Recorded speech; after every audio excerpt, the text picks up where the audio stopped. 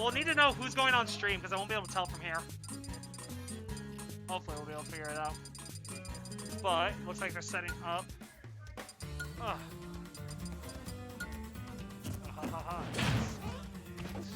that's not it. That's not it. There it is. There we go. I'll figure something out in a bit. But still, I don't know who the first team is going to be, so it's going to be a big question as to what this is going to start out with. But here we are, Saturday Smashdiac, the first like big South Dakota monthly in quite a while. Mostly because COVID and then our other venues kind of fell through, and that happens. No hard feelings, but here we are at Dragon's Den here in South Dakota, in a little card area. So we are mounting of cards behind us. Big ol' army of cards. Start battle! Let's see. Okay. Team battle! Is it... I want to say it's Radiant. Radiant and Creus then? That Devin? So is it Creus Radiant versus Devin Hex? I think that's what's happening here. Sora! Alright, it's definitely Radiant. Okay, so we have Radiant, Creus, Wendy! versus Devin Hex. Whoa!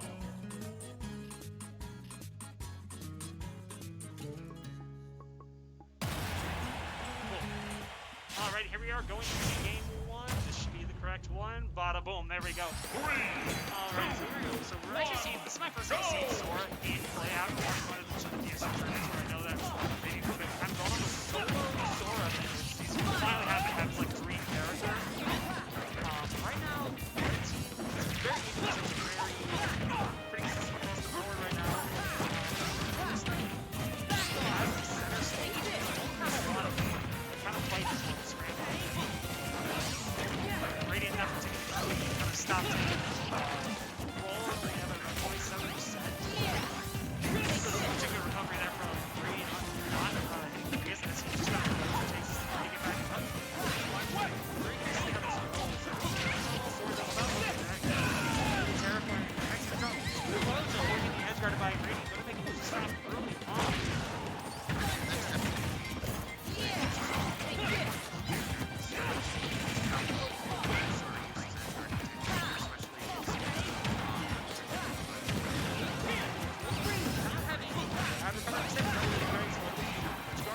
How long is it to stay out if he has a really high count inside these intel? He's so really deep and going out really far. So definitely like just to kind of take one guarantee again. Right now, it's actually a bit of a difference. Just barely definitely racking up a lot of percent. It's not very good. Looks like Hex is going to take stock off here. Stocks. Game audio is quite unfair to commentate.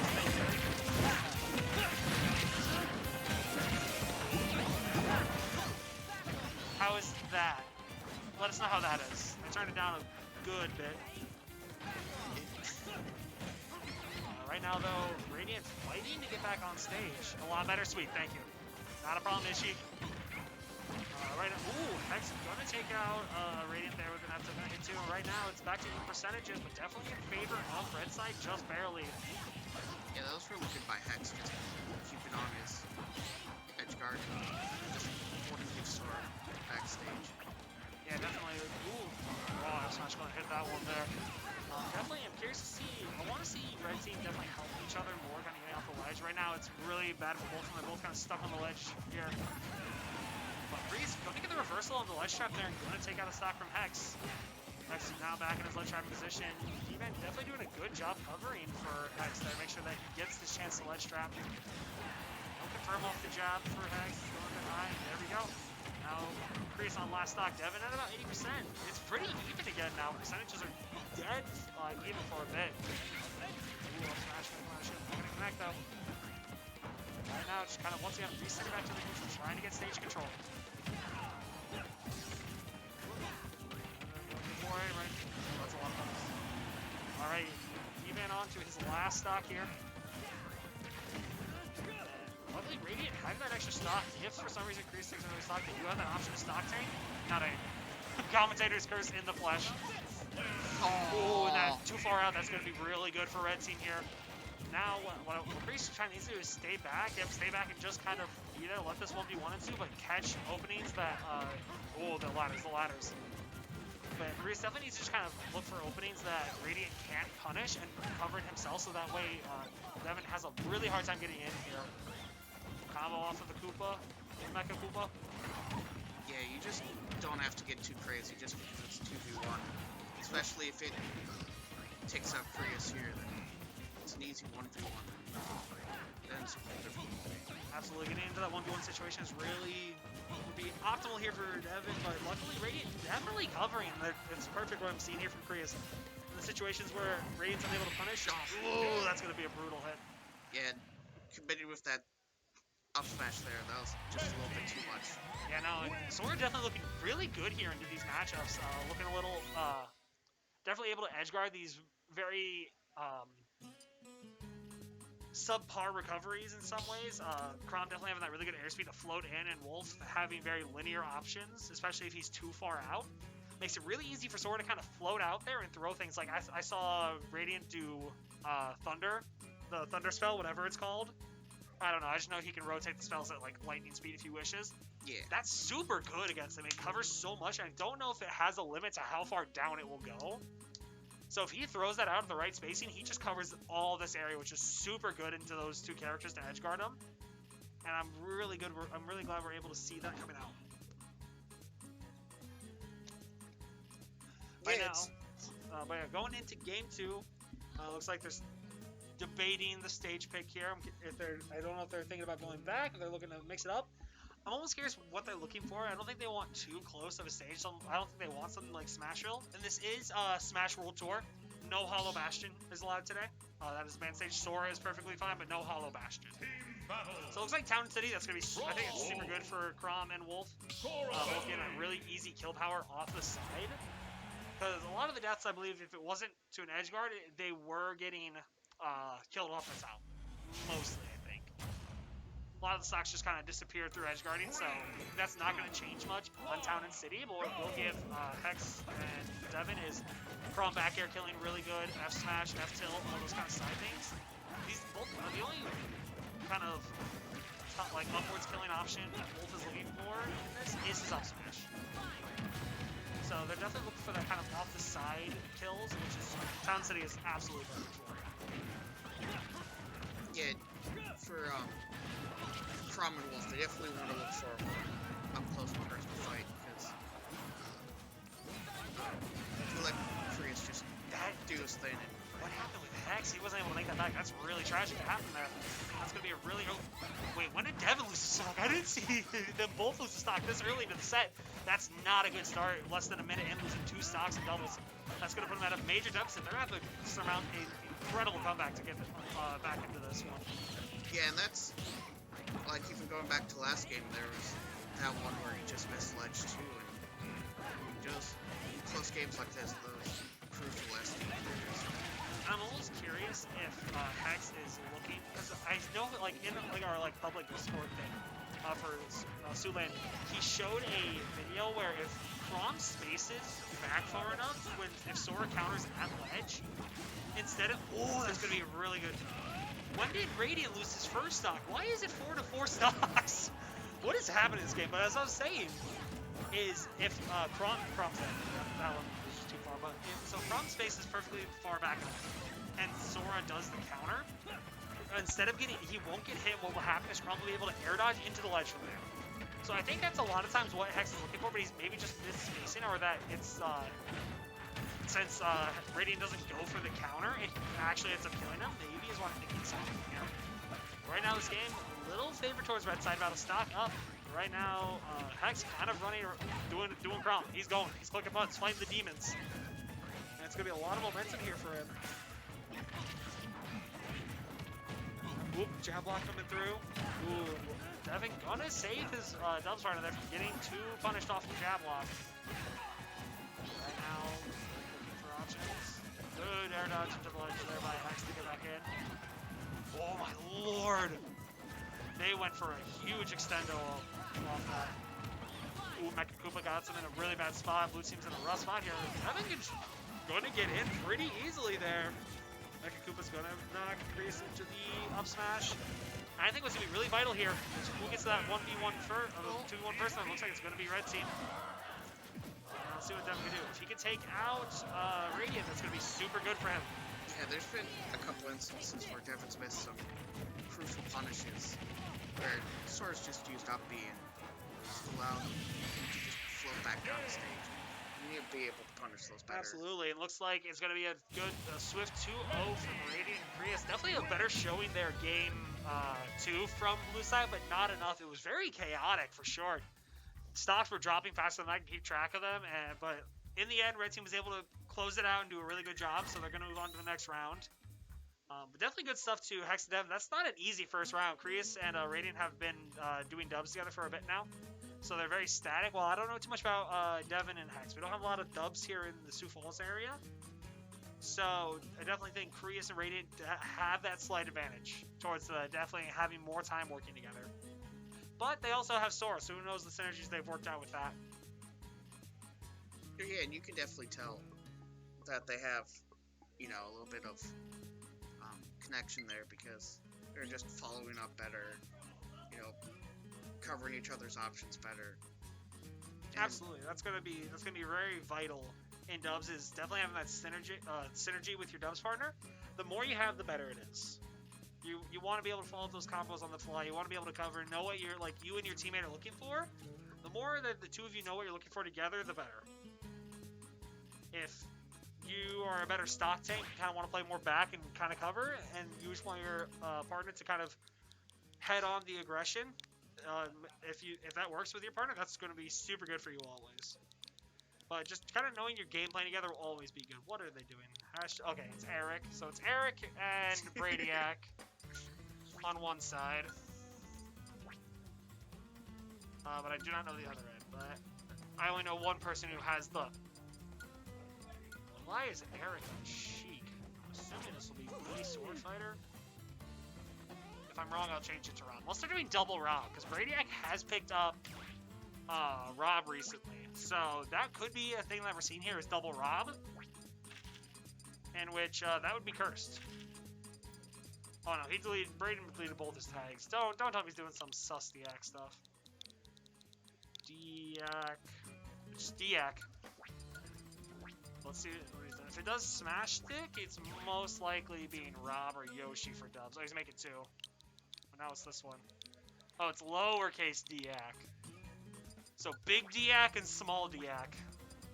The greatest combinations of the Diacs. Alright. I'm curious. And what is the other team going to be?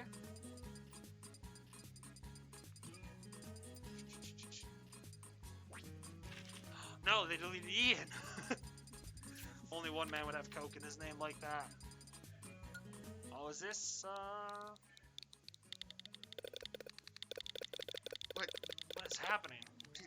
Why? What was that? Pastor, why? Huh? Why would you do this? Okay, I have no idea who this is. Hopefully I can figure it out.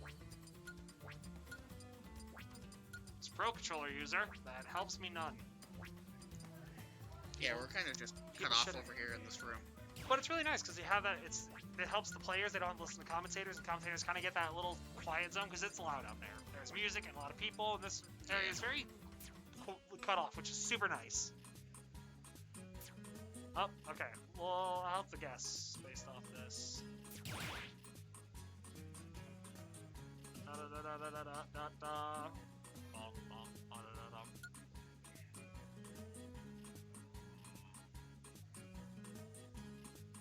on. Come on. They don't tell us anything back here.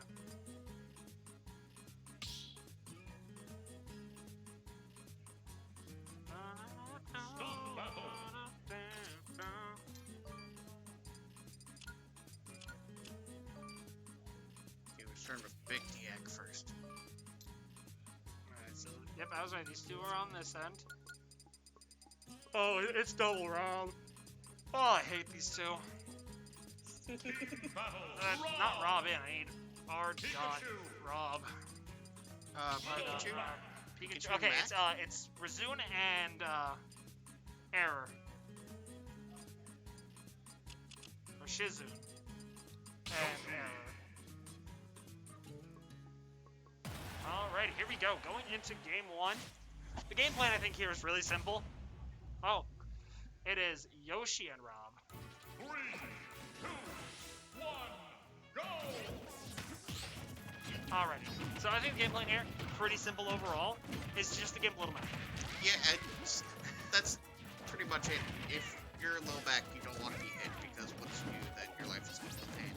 I think Little Mac gets a little bit of an advantage kind of in doubles where it's much harder to just camp them out because you do have that partner where if both people are going to go camp out Little Mac, the partner kind of has two areas to go for. That DI was really rough there for Shizun. And it's going to be a really early stock here, but so I think Little Mac does get that slight advantage where he isn't going to get camped out nearly as much as in singles because you at least have that partner to cover that the camping spot if that comes down to it.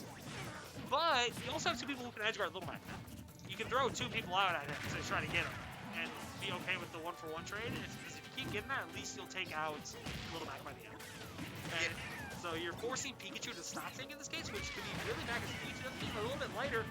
But that F smash is going to kill 90% here in Town City. Little bit low. Don't want to die that early. And I think they've gone with the right strategy here. So they've left Pikachu over to Rob, and if Pikachu can get those conversions, it's really easy to combo Rob. So rack up damage very easily. Right now the game is definitely here in red team favor, definitely up a stock and a fresh stock at that. Pikachu at about 70, so gotta be careful what blue team does. Oh, that's almost like the shield break. Wow, that does that. The boss to the shield break on that is really insane. Oh, I thought somebody's shield broke. I saw blue and I saw hits. I was like, oh no. Right now, oh, I'm gonna let the KO punch rip a little too early here. Eric gonna go on stage though. Definitely, Eric has been a bit more on the route. Oh, there's the shield broke. Ooh, the coverage coming through, and that's gonna be super good for them. Oh no, you the can't punch team your failed friend. the panic. The man, they were wild and he was looking for it. He's like, I need the punish. And the punish he got, but not the one he was looking for, I'm pretty sure. That's coming down, gonna get that. Bradiac is so good at that. Having played that man way too many times myself, he is really good at, if you neutral get him while he's shielding on ledge, you're getting hit by that man. It is done just, he's so good at it. Yoshi Shield definitely a very ambiguous tool since you can't see which direction he's facing. He has so many options to hit you from. And right now, it's looking rough for Error. I don't think he can really do much about this game. I think the game plan is just kind of think about game 2. Definitely, red team has a whole extra stock they can go off of here.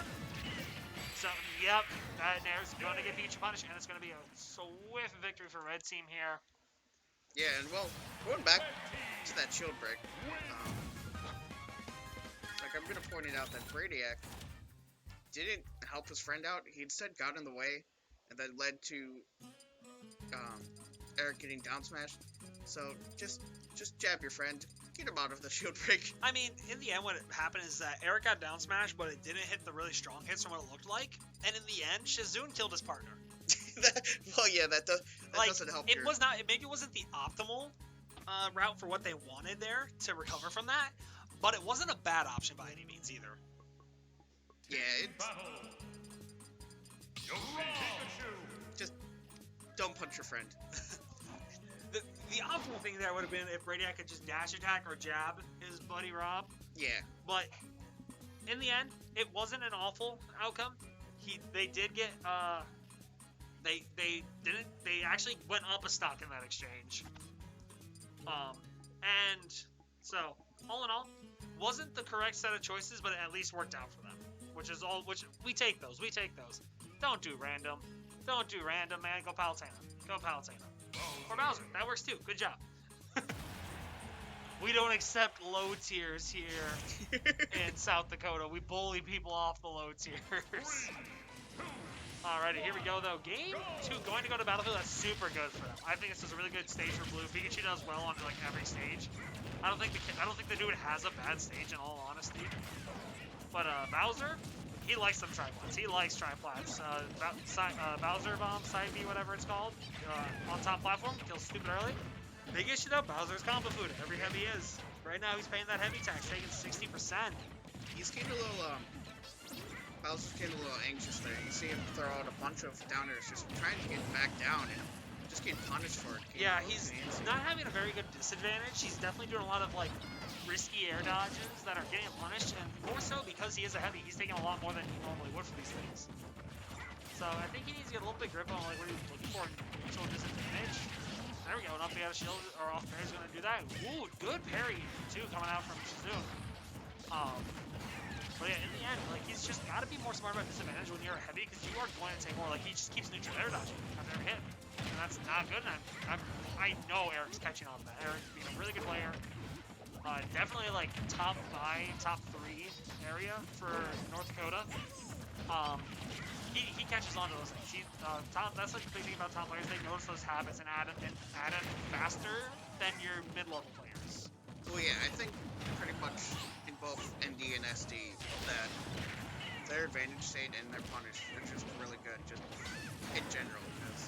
Because if you try to force your way back into neutral or force your way back on stage, they will punish you.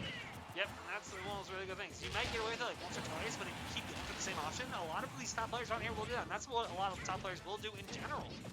That's one of the things. You gotta learn how to punish those things. And right now, red team's just kind of running away with this game. They're still on pretty fresh second stock. Shizune on his last stock, going for a lot of these raw Smashdiacs, and I just don't think that's the play here. It really feels like he's just kind of hitting buttons at disadvantage, and that's not going to be good for Bowser. Good fair from Eric to avoid the congestion from Bradiac there. Ooh, and that platform going to save Eric there, and that's going to be super good for them. That's what they're going to want. And right now, what's really cool is Bradiac is really used to playing with the top because he has been picking up Rob. So seeing a lot of these like Yoshi top things is super cool. Right now, did Bradiac save Eric somehow? Either way. Well, it's going to be a trade. That was the optimal situation there. The down smash was already going, no reason for Bradiac to get caught in it, and they close out the stock. It's down to that 2v1 situation. And they're up 3 stocks to 1 right now, and it's so good for them. They have so many ways to cover each other. Dad, caught and killed. God bless Pikachu. But right now, it's still looking a little rough. Era's got a lot of work to do. The percentage is almost even on one person. Alright, getting a little bit there. Look at that, not able to chain the back airs because of the fact Rob came up and down, so it's going to be really hard to keep continuing these things. It's super good for this team here. Like I said, these are those things you want in the 2v1. You want to punish what normally isn't punished in the 1v1.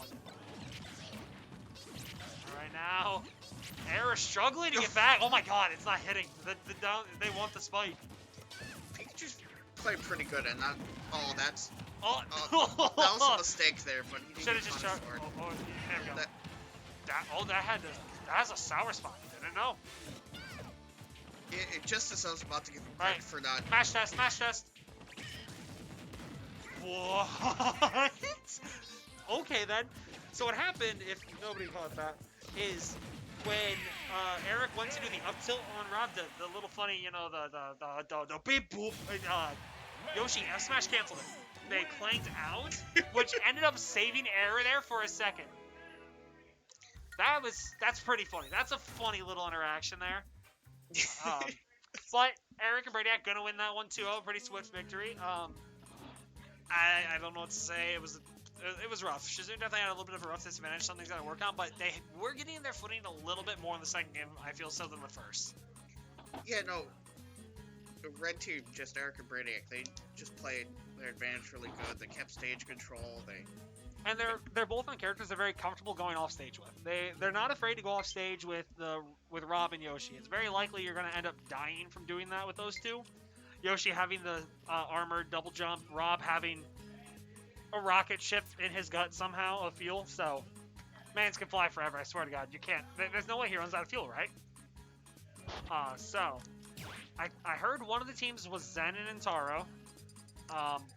Don't know who they're playing, though. So, is Zen even on here? That answer is no. Is Intaro? I'm going to have to add people while doing this. It's going to be great.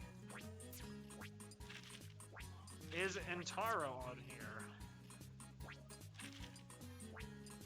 That answer is no. None of the Nebraskas. are going to be on here. Entaro. Add. Zen. Entaro. Zen is a Pikachu. And Entaro is a Ryu right now, I think? I don't know. We'll see. I'll change it as need be. We'll figure it out. And I still need to figure out what the other team is before I can even fully do it. For Fred. Is this neat? Is this neat? No, Fred. I feel like this is neat. Wait, why is it for Fred? Is Fred not making it today? I'm swinging hands if Fred can't make it today. I am going to fight God. If that is the case, I am checking with this right now.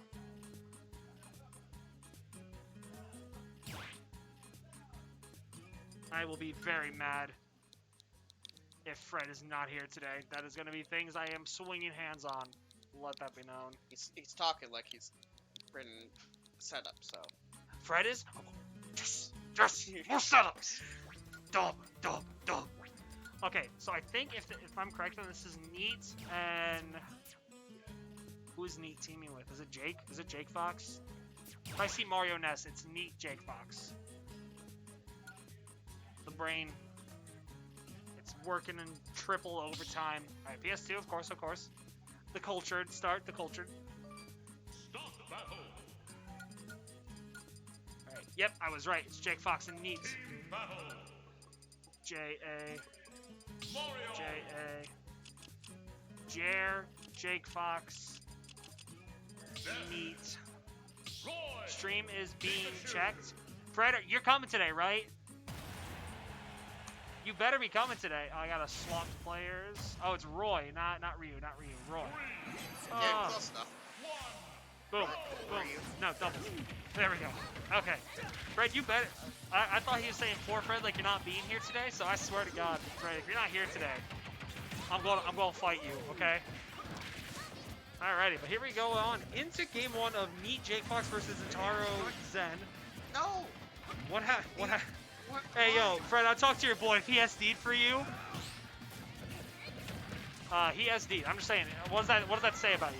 But here we go. So really rough start for Red Team here when they had a pretty good advantage here. But this is definitely going to be an interesting one for sure. We have Ness Mario versus Pikachu Roy.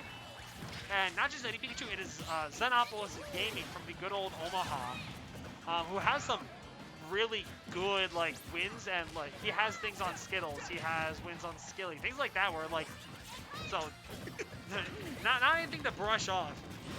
He went game 3 I think with Dark Wizzy at one point. What is happening? No one's recovering apparently. Everyone's out here fighting their demons, not Gravity's just recovering. heavier over on that side of the stage. It must be. Gravity's too strong, bro. But right now, so still getting pretty even on percentages, but what's going to be really good about Yellow Team is they have a Roy. Roy, as we know and have all seen, is silly. Mans can kill. Oh, that could be dead. This could be dead. Ooh, good DI coming out from Entaro there. Going to save it. And right now they got both off stage. That's super good. And that's oh my god. Entaro double cleaning up. No, that was so good. The patience on him. He went up there and covered the air dodge. He baited out the air dodge from Neat, which got him the easy F tilt, and then Jake Fox landing right in front of him for the jab. It was so good and such good execution and cleanup right there for Entaro. Well, yeah, that was all set up by Zen getting over there and getting that double pair and knocking them both off stage and punishing them for that combo.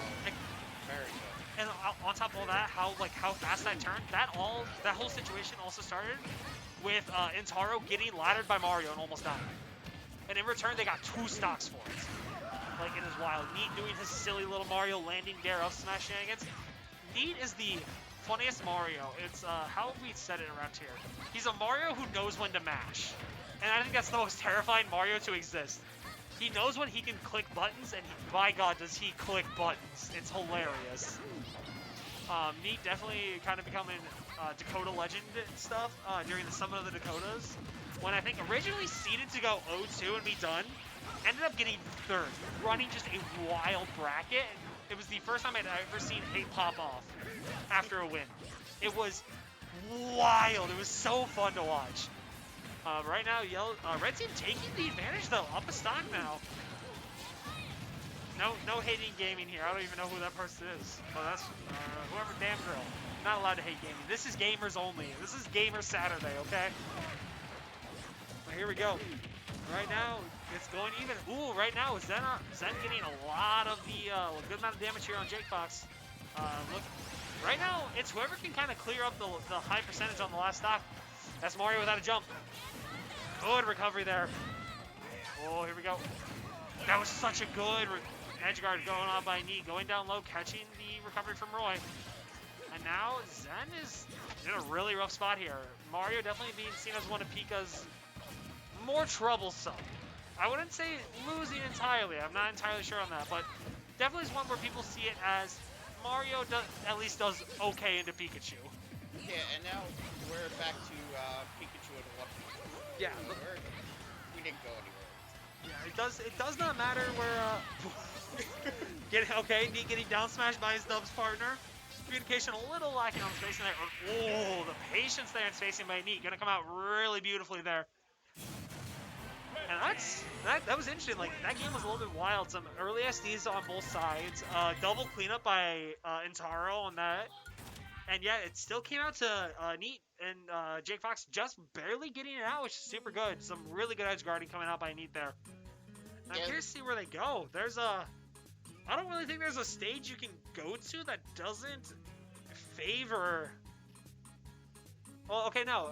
For some reason, I thought Pikachu and Mario were on the same side. Like, if those two were on a team, that covers like every stage. There isn't a bad stage for that combination. I am 99.9% sure. But we're looking at Pikachu and Roy getting the pick here, so I'm pretty sure Town and City was off the table. Yep, and I think it's running it back. Yeah, Town and City had to be off the table. That stage is so good for the both of them. There's no way that one ever got through. But I'm curious as to what the other one might have been. I don't think it would have been FD.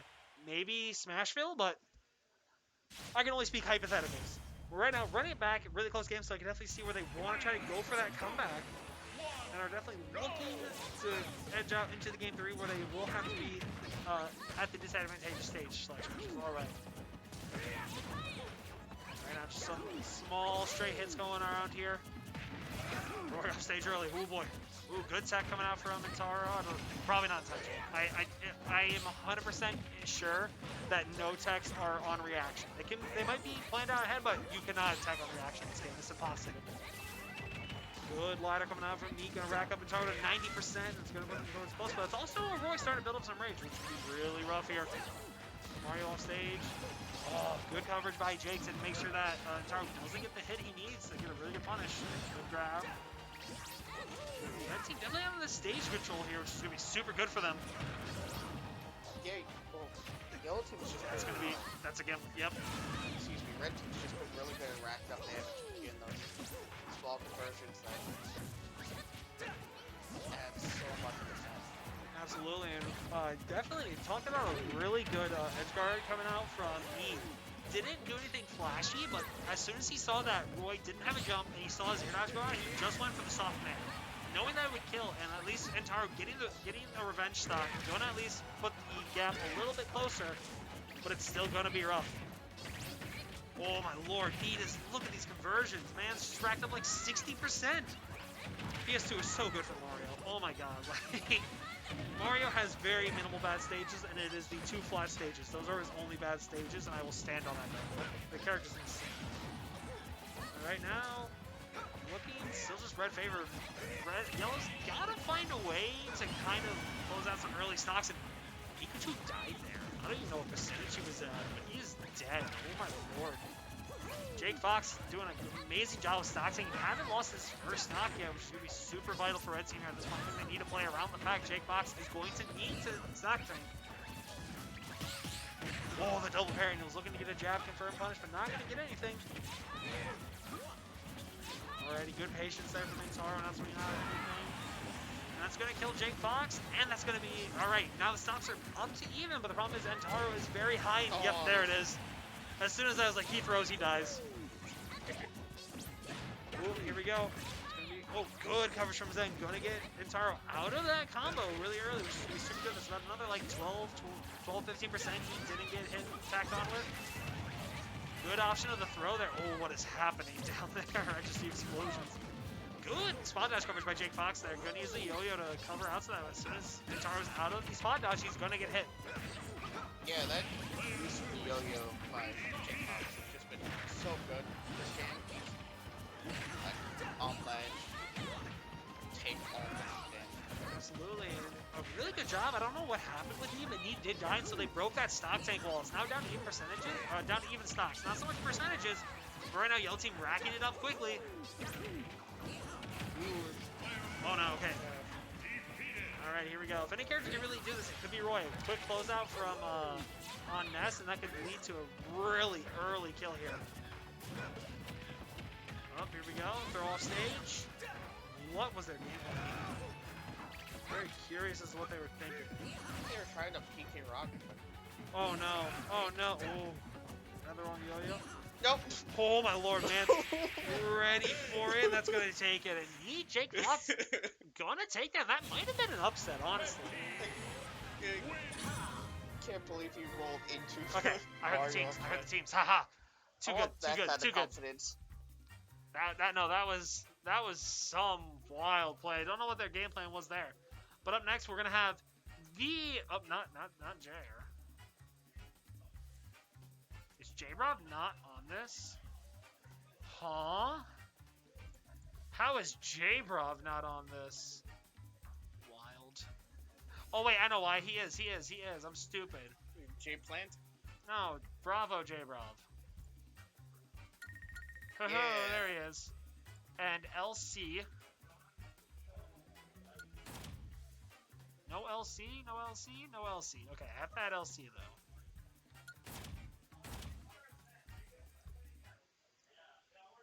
LC. I'm pretty sure it's going to be Shulk or K rule, so we'll see. I'm going to put Shulk for now, and then we have Crows, our boy Crows, and Sandy. We don't have Sandy yet. I had Sandy. So, I don't think J-Rob's going to have much fun this game. Because they are doing double Mega Man. And for the one thing I could say about Mega Man Snake is that is what a lot of Snakes and Mega Man agree is a losing matchup for Snake. From like, it's a bunch of like more silly interactions as to why it is, but it's things like Mega Man's pellets make Snake drop his grenade right where he's at, which kind of makes him have to be very careful about using grenade in neutral to like rack up the damage as he normally does, where you get to play like a Toho and you just play a bullet hell for most of the time against Snake. Mega Man is making that a little bit difficult. Even if he doesn't get Snake to drop their grenade in front of him, what he is doing is he's clanking the grenade in the air, so instead of going all the way across stage, it goes like halfway, and they're just kind of back in neutral. And on top of that, Mega Man just has really good tools to edgeguard Snake, something that can also be really hard for certain matchups. So you have things like his back air that'll break it. His fair breaks Cypher, dare breaks Cypher. The only thing that doesn't break Cypher is up air and nair. But up air makes him go gone. So Snake has to be really careful about recovering high. It's Nova, my love. I give it out to you, brother. But so, I think that's something J-Ro's gonna struggle with. We might see the Joker come out. We might see someone else come out. But I think we'll at least see Game 1 be Snake, Shulk, Mega Man, Mega Man. That is my prediction and guess to start it out. But we might see something else Game 2, depending on what happens. Alright, so the Megas are on the other side. That's fine. That's it. Aha! I love this program. So yeah, I was correct. We got the Shulk Snake versus double Mega Man. Mega Man, we might be a biased to say, but I love watching good Mega Man. Mega Man is nasty, okay? 3, 2, 1, go! You're gonna tune in the whole day? God bless Nova. Put it on the big TV. Watch it with the whole family. Watch it like it's the Super Bowl, okay? Order wings, pizza, everything. That's what you gotta do. Here we go. They're going into Game 1. The Mega Mans, they're doing their thing. They got the wall. Look at this. How do you get in on that? That is so that's gotta be so aggravating. Mega Man is definitely like one of the weirder matchups because you are gonna take a bunch of damage. Oh, Oh, and he lived! Wait, they're both dead. They're both dead. What happened? Like I said, this is the thing about playing against two really good Mega Men. You off stage is gonna be bad. It's gonna be rough against two Mega Men off stage. So right now, the red team's got a big deficit. They're down 2 stocks already. What an explosive start. And right now, what can they do? Snake can't get grenades set up in place. Shulk is finally getting some footing, able to throw out some back airs and get a little bit of a punish. But it's not a lot right now. They finally got both of them off stage. But they got on pretty easy. Mega Man have, I think, one of the best recoveries. At least a really good recovery. You can double jump off rush, air dodge, you can throw metal blades, you can shoot things, you can do aerials. Like, you have so many options off of rush, it's insane. Only downside is that the rush isn't a rising hitbox. But who cares at the time? Looks like one Mega Man finally going to go down, but it's still 3 stocks to 5. They have a lot of work to do to close out these stocks. And it's these up airs. J-Brav cannot land. Snake a little bit slow in the air. Going to have a hard time landing. And right now they got Shulk in shield mode. The man's is slow. Ooh, going to be a close stock. I'm pretty sure that was from an up smash. Stocks are disappearing in ways I cannot explain fast enough. Up smash gonna come through. Oh, Mega Man's fine. He's Mega Man. Right now, it's just kind of the hands are being thrown. There's no escape from anything out there. Yeah, one Mega Man off stage. You have another one charging F smash onto the stage. And right now, both the red team is off stage. That could be really bad for them here. Ooh, and all right. J-Rob lost his foot and ended up dying. Right. Oh my, it's 4 stocks to 1. It's 4 stocks to 1 against double Mega Man. What do you do? Here we go. At this point, you just hope they kill each other and... But, like, they don't care. Look, set up the wall. You can hit one, but you're going to get hit by penalties by the other. While the other one sets up in place. Look at this. Their communication. The way that, like, they have to be communicating that Crash Bomber jump, because that's so clean. It's a short hop so it's timed just enough so that Crash Bomber gets to the other side of him. Gets under him, and then so that way he's able to land and get back to shooting pellets. It's actually super good. Perfect air dodge timing from Sandbag there. Yeah, they're playing a different game. All right, they're literally playing Mega Man 2, and right now LC is fighting for his life out here. Right now, LC kind of getting a little bit of footing, not taking too much damage, playing really patiently.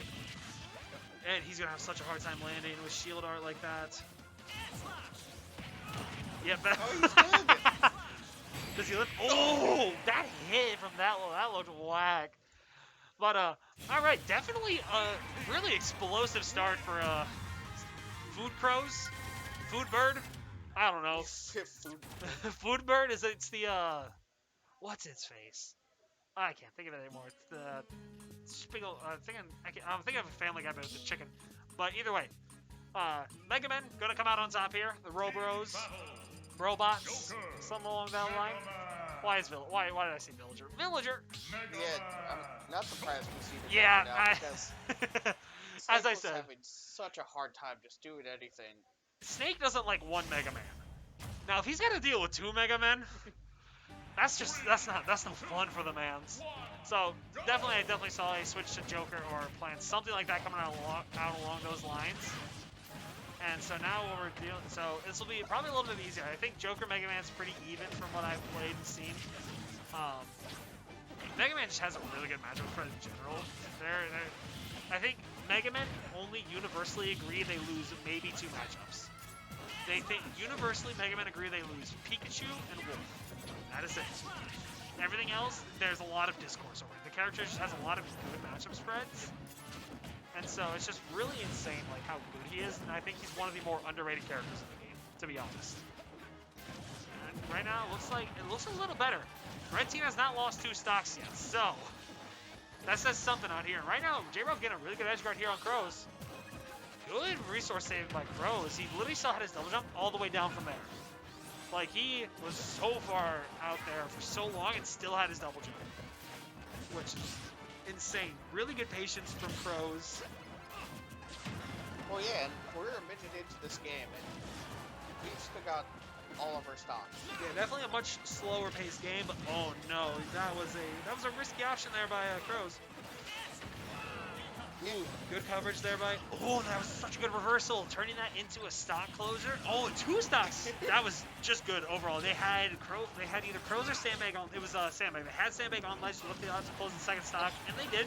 So back to a really even game here for game 2. That's super good for them. But the way Crows and Sandy turned that around into their favor. Oh, that's an Arsene super early. All right, gonna hit his teammate a little bit. And the Leaf Shield gonna catch that spot dodge. Crow's gonna catch the double jump. Not gonna catch the 2-frame, which is gonna be a little tragic. Now he's off stage. Oh my lord. Alright. Oh no! Tragic SD. It's not gonna be good for Red Team here. But he had to do something. He was afraid of getting 2-framed or punished off that. And J-Rob entering in with 40% already. How's it going?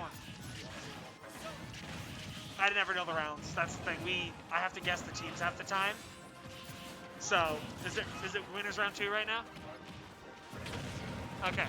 Yeah, because we don't even know the teams till things are like being entered in. So, I'm just gonna do a winners round 2. Or I guess it could be 2 winners quarters. But yeah, so I'll do my best, but I'm not gonna know from here. Yep. Nope. It's all good. Alrighty.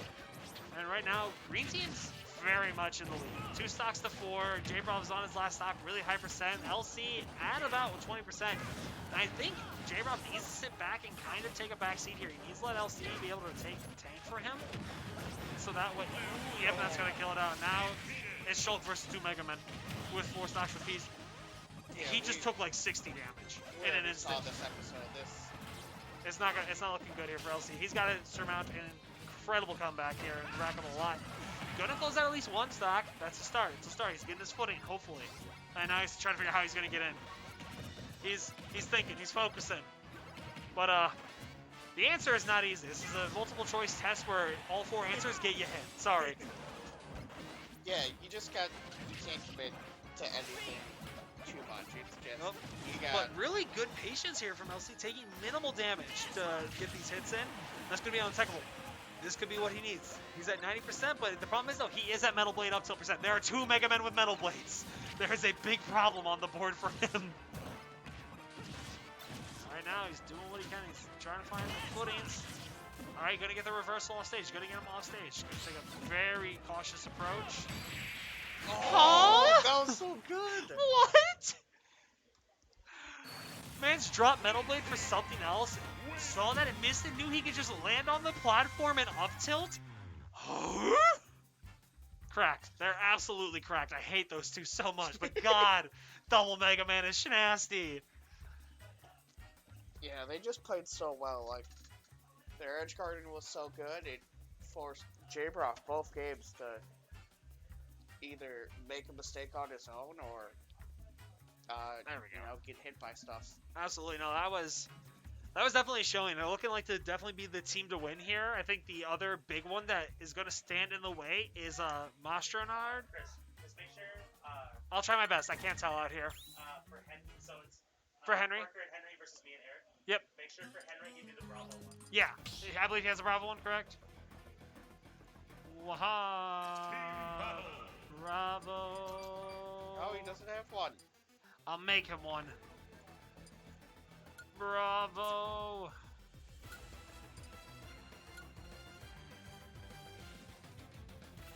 Pink shirt guy. Let's go. Add. And the goat. Pretty sure he's playing Min Min. We got the sponsors in here. Min Min. Oh, he plays the. I think it's the second alt. I want to say. Yeah. Then we got Wario. But that's not Crow's not Wario. He's Mega Man. But put his thing back.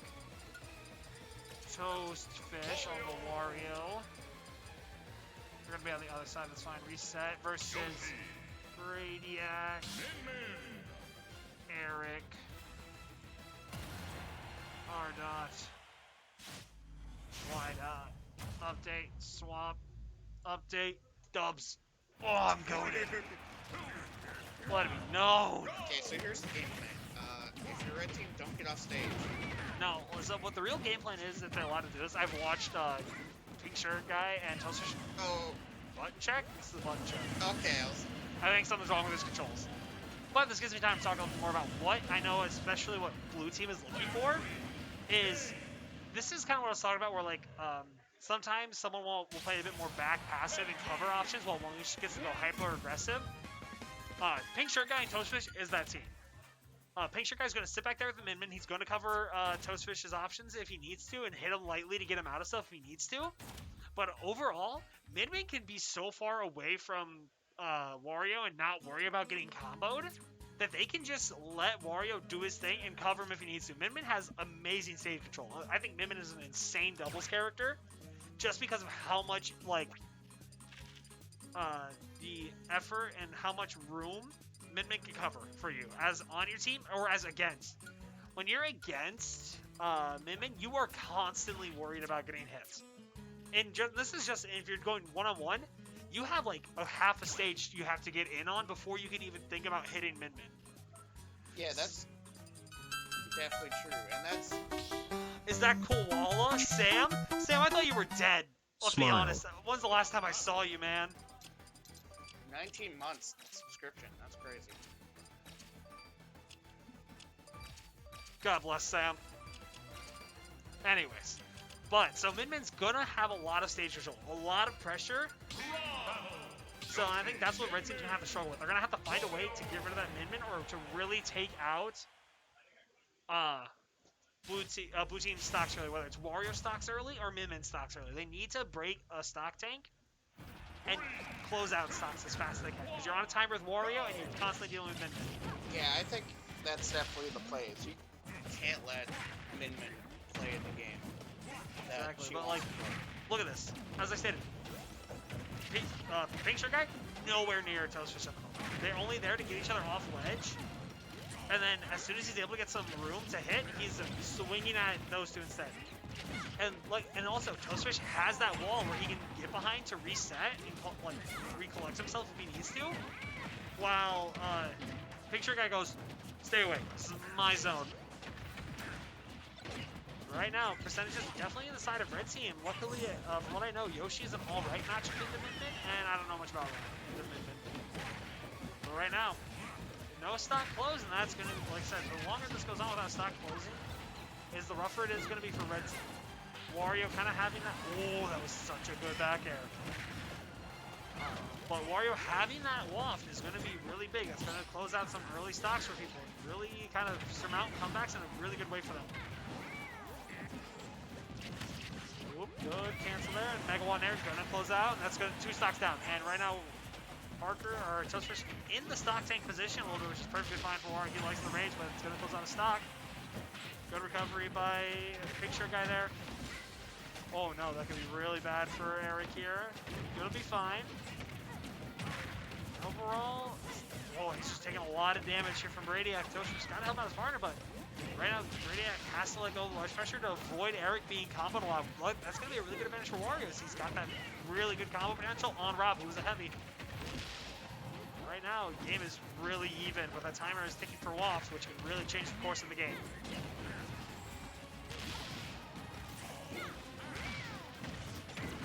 Right now, Red Team's doing a really good job.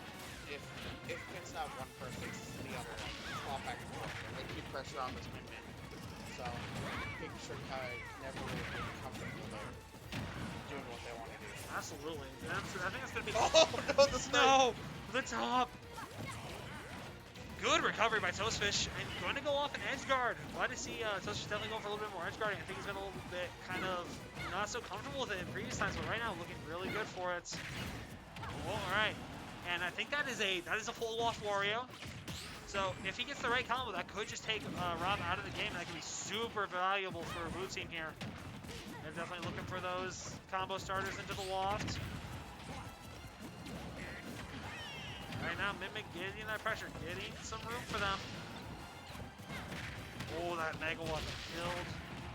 I think even a Dragon one would have killed. Right now, Blue Team getting stage control back. It's super big for them here. No kill good. Alright, right now Wario still hasn't let go of Waft. That's super big for them here. He has that extra stock. He still has Waft. This is still doable. He's got to find an opening, though. Get something figured out here. Oh. Alrighty, that's a good combo. Good combo by the both of them. Okay, we're going. It's getting really down to the wire here. This game could really like change in a matter of an instant. Yeah, it's a really close game right now. And the problem is their high priority target at this moment, I honestly feel, is Toastfish. But the problem is he's at such a low percentage, and one mistake, he's just going to let it rip, and it's not going to take Radiac out. It's going to be pretty good for Red Team, considering we had a Waft that could have taken out one of these teammates. So being in this situation where Waft is off the table and you didn't lose a stock for it is super good. Right now, Radiac struggling to get in a little bit. I think sure it went counter down to 1v1. Good coverage. That's going to kill. I don't think Eric was ready to DI that. That's going to be super big. And now, the 2v1 with these two, I haven't seen them lose it yet. Never once. They're just, okay, going to live. Yoshi a little bit thick. But these two in the 2v1 are so scary. They know how to combo so well. And they're roommates. They have all this time to practice. They know what they're doing, and that's going to take it out. What do you do in that 2v1? It's so rough. They know how to combo so well. They play ping pong, and it's just... You can't fall behind. You can't go to that 2v1 against these two. You have to try to get them to the 2v1 first. I don't think if it ever gets to the 2v1, you're going to beat them.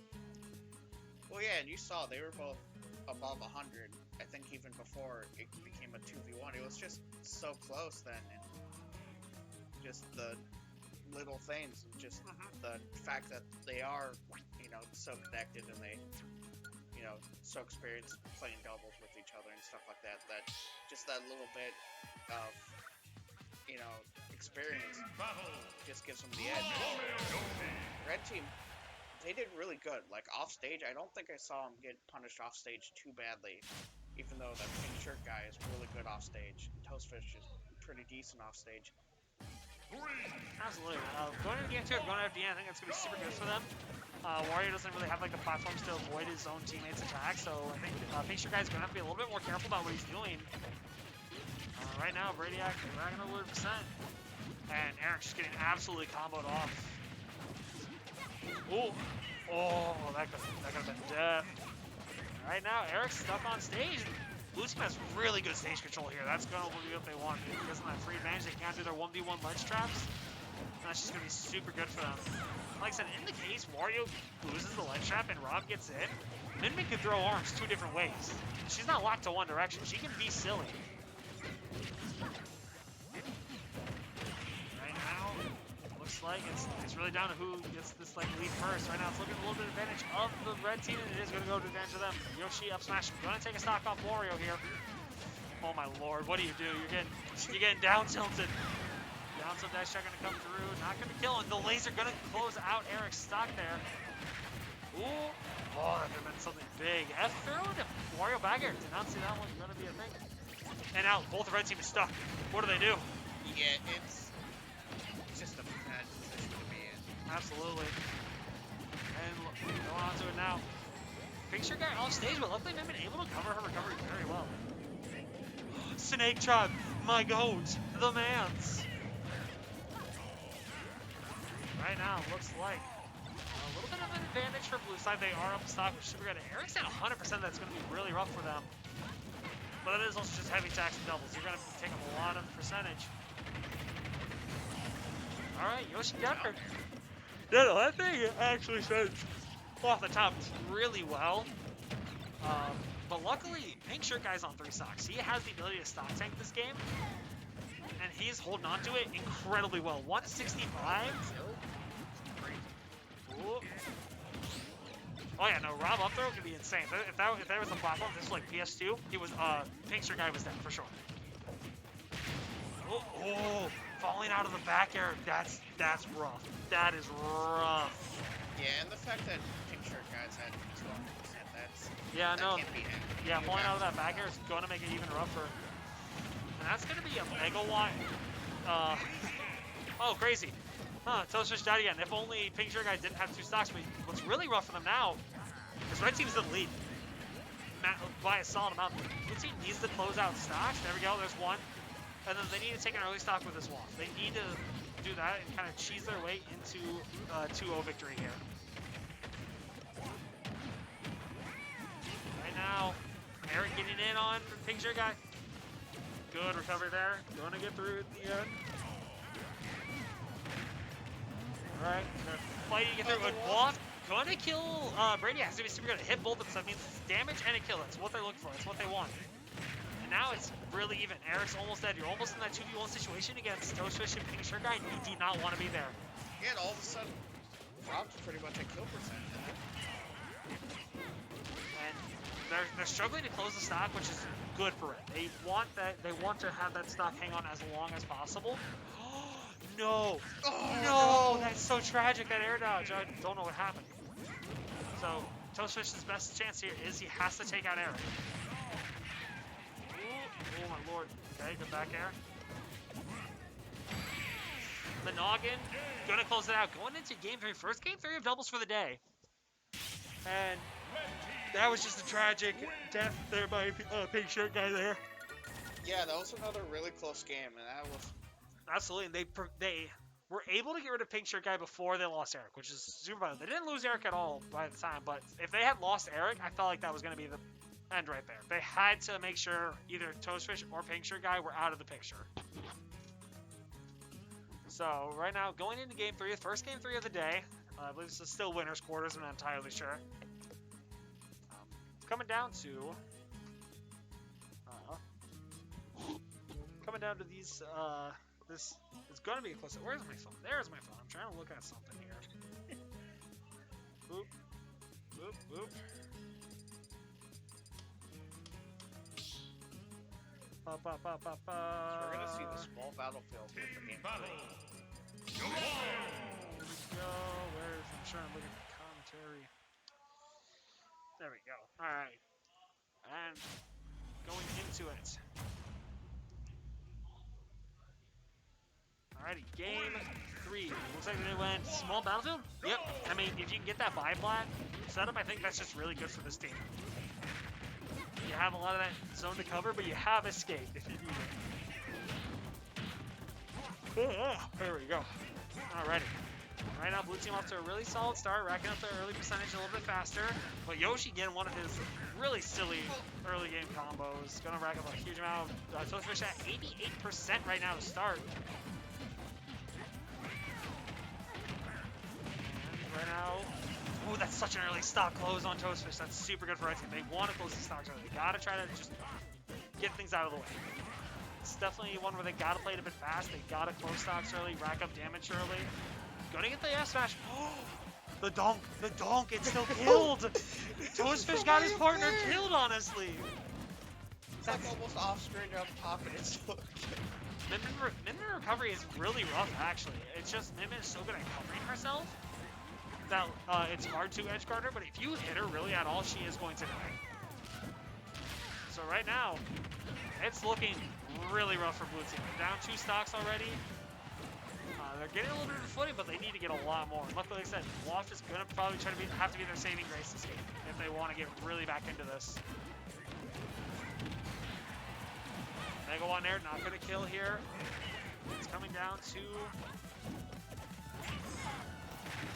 They just gotta figure out how to complete these stocks. Absolutely. 150.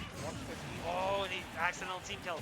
I mean, hey, the blue team, you take those. Yeah, you take those. That's saves. Oh, not really sure.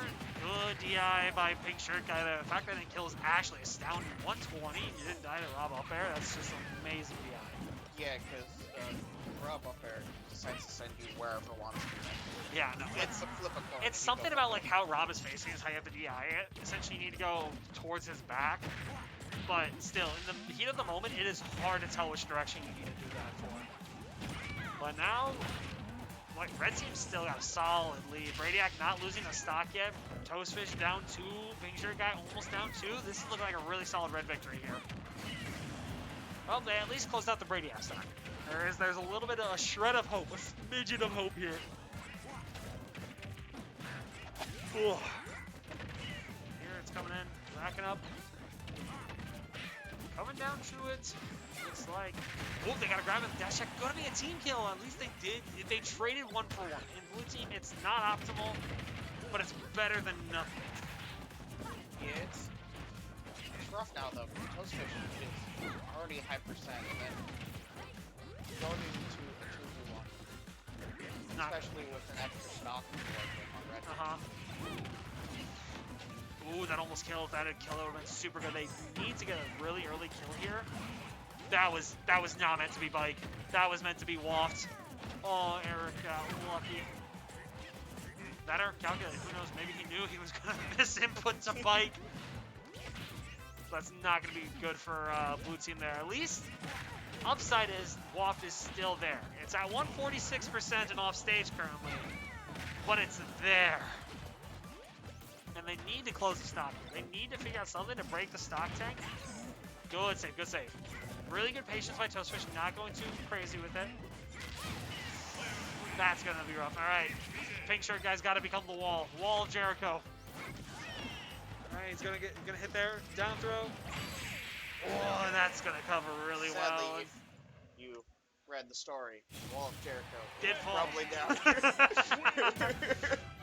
Sadly, it does end up collapsing in the end. And that's going to be a red team victory here for Eric and Bradiac. It is indeed an Eric dub, is she? Swapping out? Alrighty. So, I'm Varatha, this is Snails. We had a great time of commentary. Up next, we have Nebraskan and Trev Dean. I don't get to leave, though. Flawless transition. Right? Who needs flawless? I'll take the far seat. I get to run the stream. At least now I only have to run stream. Really fine. And then, Chris, yeah, can I send you to me? Yep, thank you. Why was this go away? And then, if you need to update audio levels, Dean is commentator 1, and you're commentator 2. Sick. I don't know if anyone heard, but I'm commentator 1. You guys don't have to be super esports, but don't be too profane. So I'm not allowed to say the F word. You can say it a lot. I can? Don't say it a lot. Oh, hell yeah! Okay. You guys look crazy. All right. How's it going, guys? It's your boy Trev Dean. This is my buddy Nebraskan, what's up, y'all? We are going to be getting ready to do some doubles, top 5, top 6 commentary for you guys. This bracket's been honestly going by really quickly. I'm very impressed with how well Bradiac and everyone's been running the event so far. And yeah, just excited to see the first match we got up. What's it going to be? Is it going to be the Mega Man Hive Mind coming in? Oh, that's going to be fun. That's going to be so stupid. Yeah, that's going to be very interesting. It's a lot of lemons. You're going to have a whole ass fruit salad being sent at you Oh yeah. the entire game. Oh yeah. I don't know if anyone caught their first game or the first set against LC and J-Brav, but the game opened and it was just 30 seconds of nothing but pellet, and it was so silly, and I loved every second of it. Looks like it's Neat and Jake Fox. Do you know anything about Neat and Jake Fox? Yeah, so Neat and Jake Fox are actually going to be two PR players from North Dakota making their way down for the event. Okay. Oh yeah, Neat is probably in contention for top 4, top 3 in the state, and Jake Fox is also a very notable player. This team has been actually really consistent dating back to, I want to say, the Summit of the Dakotas. They've just been two players that play characters that cover each other's weaknesses pretty well, I would say. And then in addition to that, their game plan, they're on the same page consistently.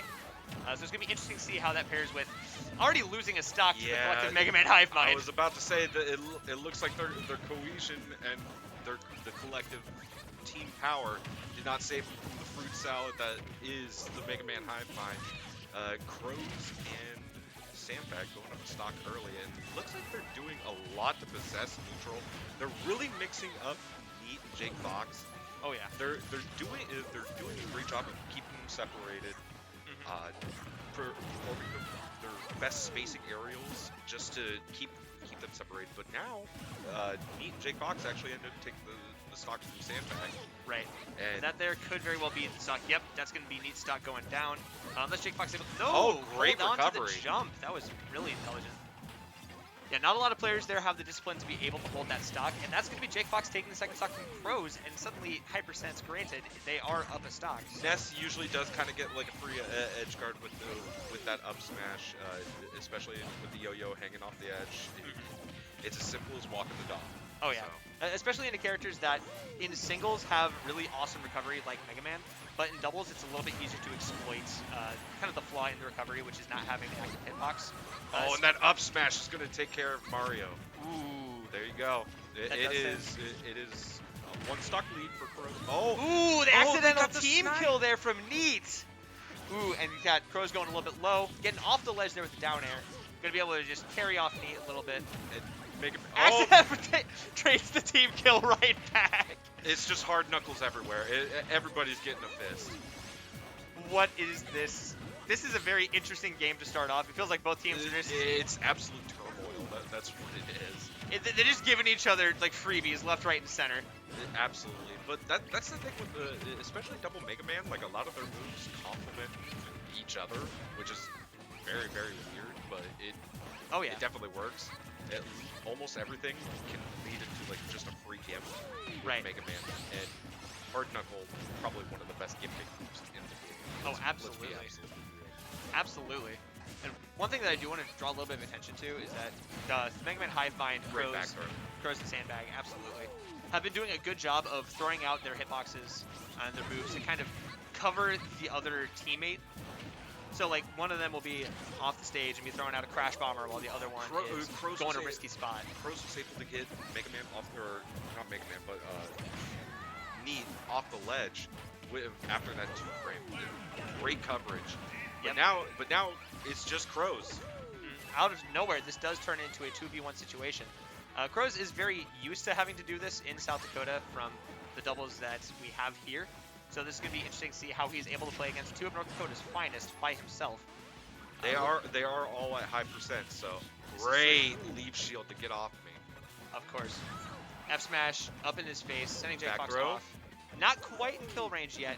The multiplier from the doubles there are going to be the cause. That's not gonna be it. Really Mega Man good still DI has a from solid Crows to be able to recovery. live.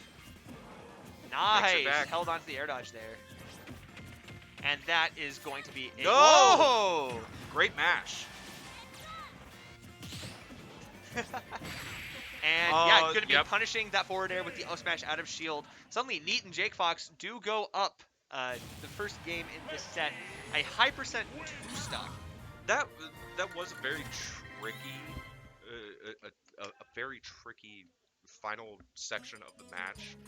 I feel like Crows was doing the right things to be able to get himself back into it.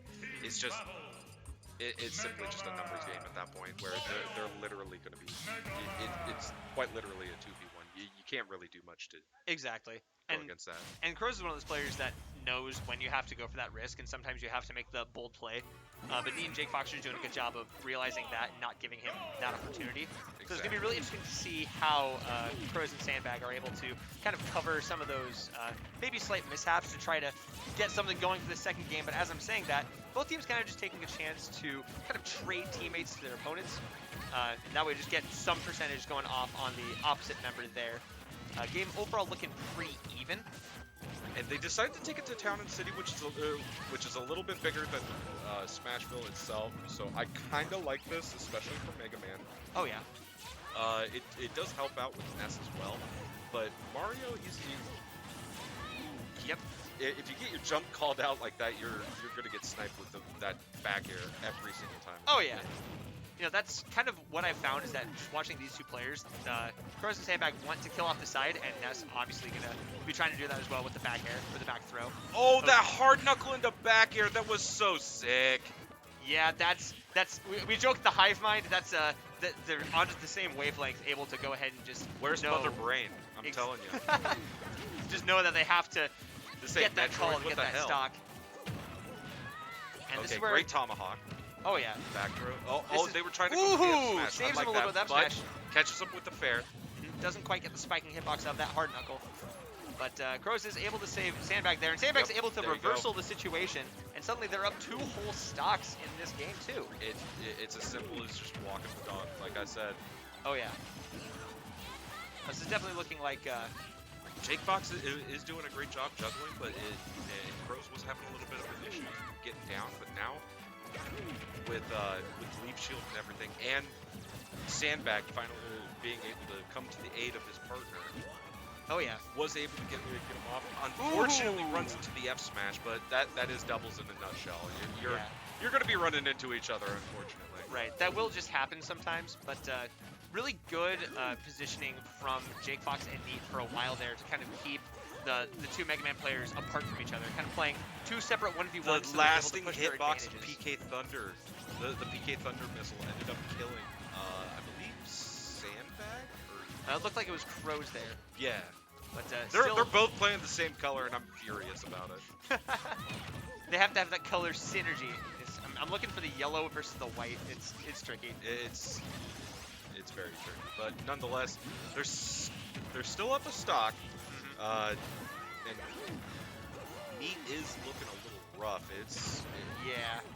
They're definitely looking like a... Ooh, that was a really nice Metal Blade into back air. Yup. And this game just got a whole lot harder for Jake Fox. Yeah, Yup. as I say that, F-smash. just gets sent flying off the side blast zone, and this set is tied 1-1. Both teams are at the set point here. So it's just going to be whichever team is able to make the adaptations going into this third and final game. That was a solid bounce back for the Mega Man Hive Mind.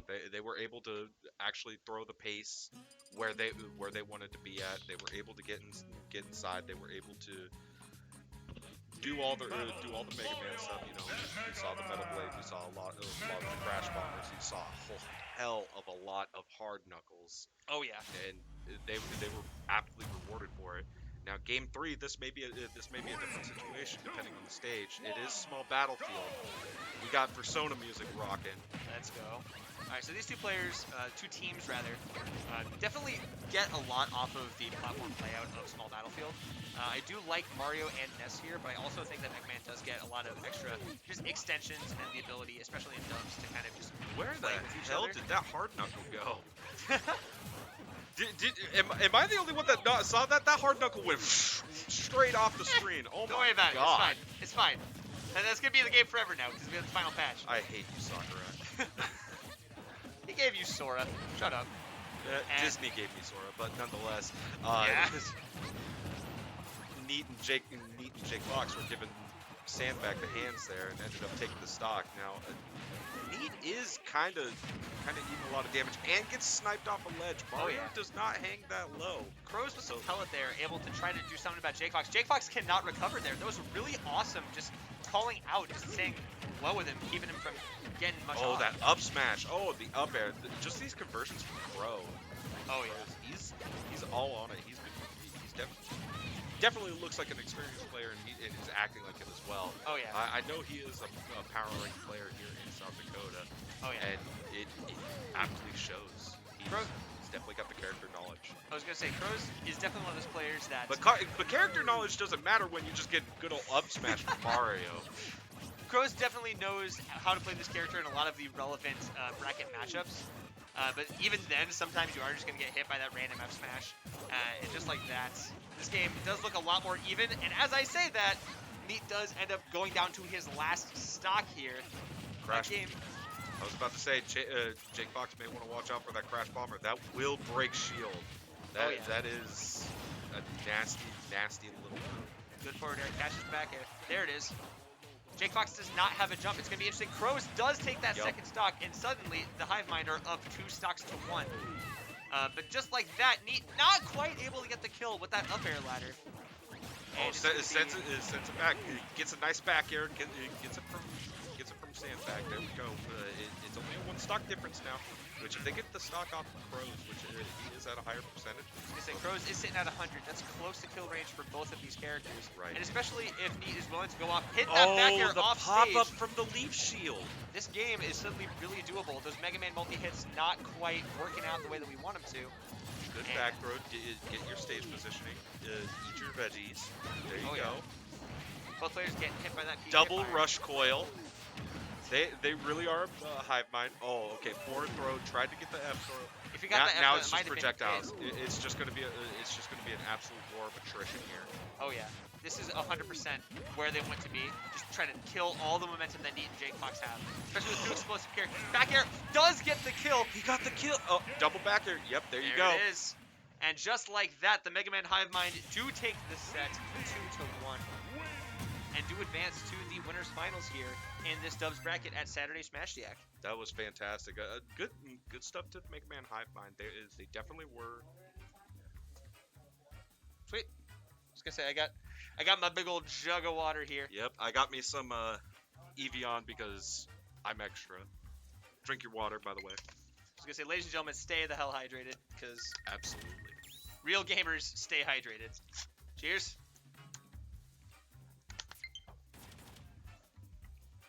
All right, and up next, I do believe we're gonna be having.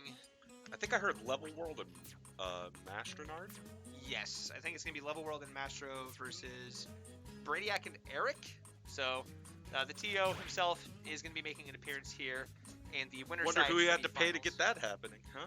I mean, he's the TO. He gave himself the easiest ride he possibly could. Of You know? course. I'm of calling course. a little bit of self-bias there, giving himself. I'm only kind of joking. Only kind of. Only a little bit. It's Bradiac. You never know. Exactly. I don't know, man. I mean, man's memed his way into 8th on the PR, so. Nah, I like giving Bradiac a hard time. He's a good sport about it. Oh yeah. I just call him bitch all the time. Could do that. Bitch Diac. What's his response to that? He can't say shit. Very true. Eric's the #1 in North Dakota, correct? Eric is currently going to be number 2, I think it's looking like. Oh, is it still Level World? No, it's Master right now. Really? Mastro has been tearing up the scene, and he's just Right. especially with some notable out-of-state results. He went down to a MSM and got 13th at the event, losing to... Right, I remember seeing that. Yep, Yeah. he lost to Void, which... You lost to Void. There's not a whole lot to say there. And then That's a proud loss. right. And I can't remember who he lost to in winter side, but it was... Oh, he had to play Void in losers? Yep. Because that was the event where like all of like the PGR players got like upset really early for some reason. Oh god. Yeah, it was rough. But That sounds absolutely toxic. it was. It really was. But yeah, that whole week he just got... I want to say it was like a week, maybe a week and a half. He was just in South Dakota, in California. Yeah, 'cause I remember one of the Palutena. That's very nice. Actually, probably a really good character choice, especially for this combination of Pokemon Trainer and Inkling. Yep. But yeah, no, with Mastro, I remember seeing him in San Diego, and he was absolutely tearing it up. So it got to the point where just a bunch of... Oh, you got spiked, big dog. Yeah, I was just as we're getting ready to hype up Mastro, just absolutely gets taken to town by Eric. Eric is one of the people that has an even head-to-head against Mastro. So if there's any team that can like take a set off of 2 of North Dakota's best again, it is going to be this kind of split Dakota team of Bradiac and Eric. And I mean that's a solid team composition, Rob. Palutena. Like you're gonna get a lot of big ol' aerials. Oh, yeah. A lot of confirms that can be based off of a lot of things. Control neutral with the projectiles. Oh. But then you could also get spiked by your teammate. Yeah, that's kind of the curse that has to be played. I was talking to Bradiac, and he said that he enjoys playing kind of a more supportive role in dubs. The curse of that is that sometimes the carry player, quote unquote, just starts pressing buttons and decides that it's your turn to die, and you can't really do much about it. Gets blood in the eyes. Yeah. Or blood in the water. He's sharking. Yeah. Right. Oh, that was almost a really nice back end. Good up smash. Oh yeah. That up smash caught me off guard. I definitely got hit by that 10 out of 10 times. Yup. And yeah, now it's just going to be kind of the Rob ledge trap, keeping Mastro at the ledge as long as possible while he's stuck on that Charizard. Not making the call to switch at all. He's going to stick with the heaviest character possible, live as long as possible. And Level World ended up taking another stock off of Eric. They do have a stock advantage right now, and it is piling up. oh yeah, Air machine. There we go. nice up smash into the Inkling up air. That was a really clean combination. You died off the top to Palutena down air. That's what's up. I remember we were actually playing dubs just to kind of like get a warm up before bracket started against Level World and Mastro. Right. And I think the thing that was most impressive to me is the amount of synergy these guys have. And like it was completely silent, like they weren't having to calm what they were doing. They didn't have to say a thing. They were just they knew exactly where everything was going to happen and where it was going to go. Exactly. And next thing you know, their partner was there. You know, meanwhile, while their partner is there, Palutena has up air, and Palutena's going to be able to take the stock solidly. Right. And you have to imagine the strategy here from Level World and Mastro is going to be to try to kill the Palutena as quickly as possible now. Yeah, you definitely want to kill that Palutena as fast as possible now, because that is the highest percent character. And Ooh, there that it down goes. smash is going to take it.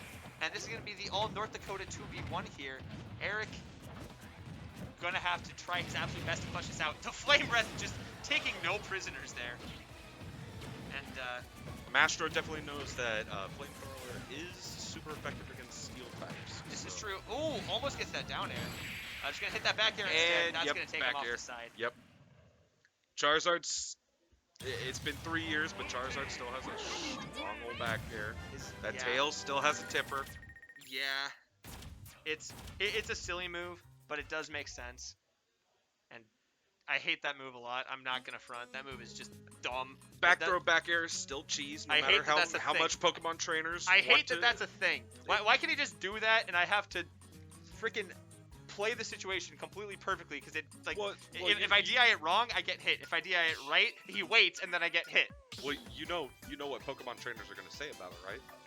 He needs it. He needs it. Battle. Exactly. He doesn't though. Pokemon.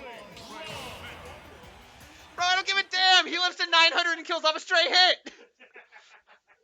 He doesn't deserve shit. Fucking top 15 character looking ass. If your character is higher than top 20, they don't need anything like the bullshit in their kit, right? Now I am kind of sad whenever they go to any Animal Crossing. Nobody's played House Preview once. That's a Where's that's a the Nebraska Nebraska meme. national anthem at? That's a Nebraska meme. I don't know if everyone in the chat's gonna understand that one. We need House Preview is easily the best song from Animal Crossing. I don't like any of the music from Animal Crossing. That's fair. Not like the stages are great, but the music is just kind of awful. Can I get like that was a cool Dragnon setup.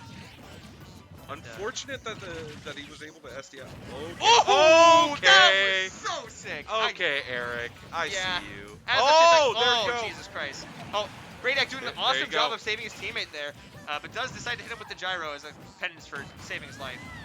What And, that neck do though? God damn. Yeah, Zard, you've heard of leg day, you've heard of arm day. Well, Zard goes to neck day. And Very much so. he's currently going to be, almost gets that flame breath off, flamethrower, gets hit by the Palutena and Nair, gets sent off stage. Radiac's got to take care of this Charizard. The Charizard is living way too long. Oh yeah.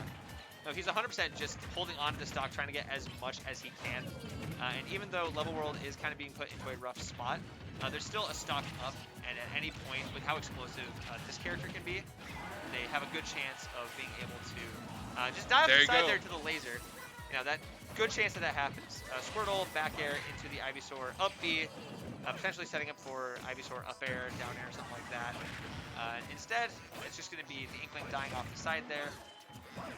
Palutena not quite going to be able to get anything going. She gets back thrown off.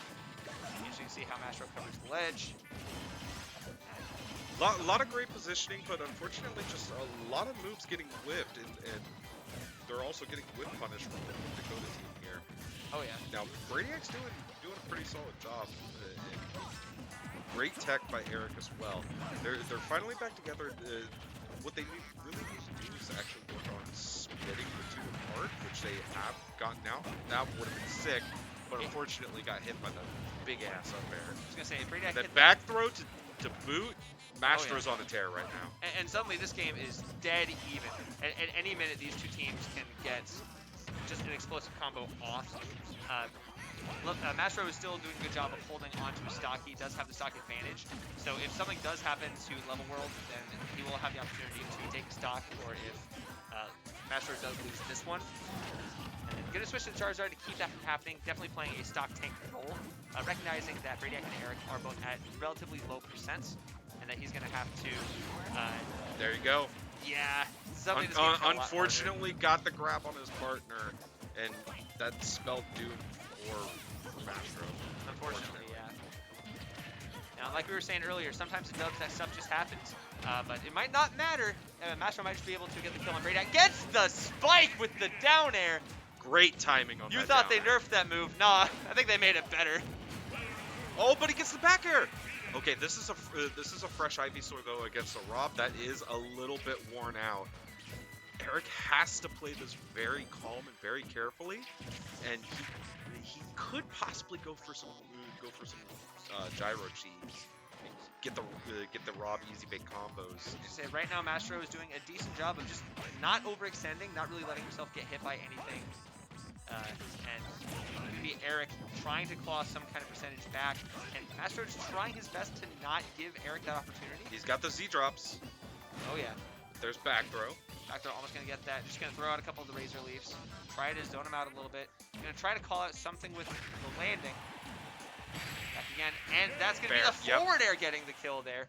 And that's gonna be Level World and Mastro taking the set 2-0. Very exciting gameplay. That last game was extravagant. Had a lot of high pressure, high tense situations. Credit to Level World and Mastro for being able to close it out. Credit to Bradiac and Eric for clawing their way back and making it as exciting as possible, and doing a damn great job at it as well. From what I understand, Bradiac has only recently started putting time into the Palutena. Fairly recently. It was at the beginning of the South Dakota PR season, which started in August. Okay. Yeah, and ever since a couple months, which is pretty good time. Oh yeah. So, and I mean, Palutena, not very complicated at all. Right. Still a very strong character. Definitely a character that rewards you for being good at the game. You know, you have to have an understanding of how to play neutral to be able you to. You have to have the your character footsies. well. You have to have your fundies. I mean, the combos, they really aren't all that complicated. You can honestly add a little bit of pizzazz as well if you really wanted to, but there's not much need for it as well. But she's definitely a character that kind of like, if you imagine like Ultimate has like a graph, Palutena is a character that scales really well, like has a higher ceiling the better you are at the game. Very true. So, but credit to Bradiac and Eric, they still have the loser side, and they should be able to tear it up. I'm fully expecting them to make it far as well. Oh yeah, and we have this random dude just sneaking in here. I don't know who this guy is. Zen decides dude, to appear out of nowhere and is Xenopolis gone like Gaming, a thief in the night. Oh, we got Xenopolis Gaming. Ooh, and Intaro. All right, I ain't gonna front. I'm throwing all bias.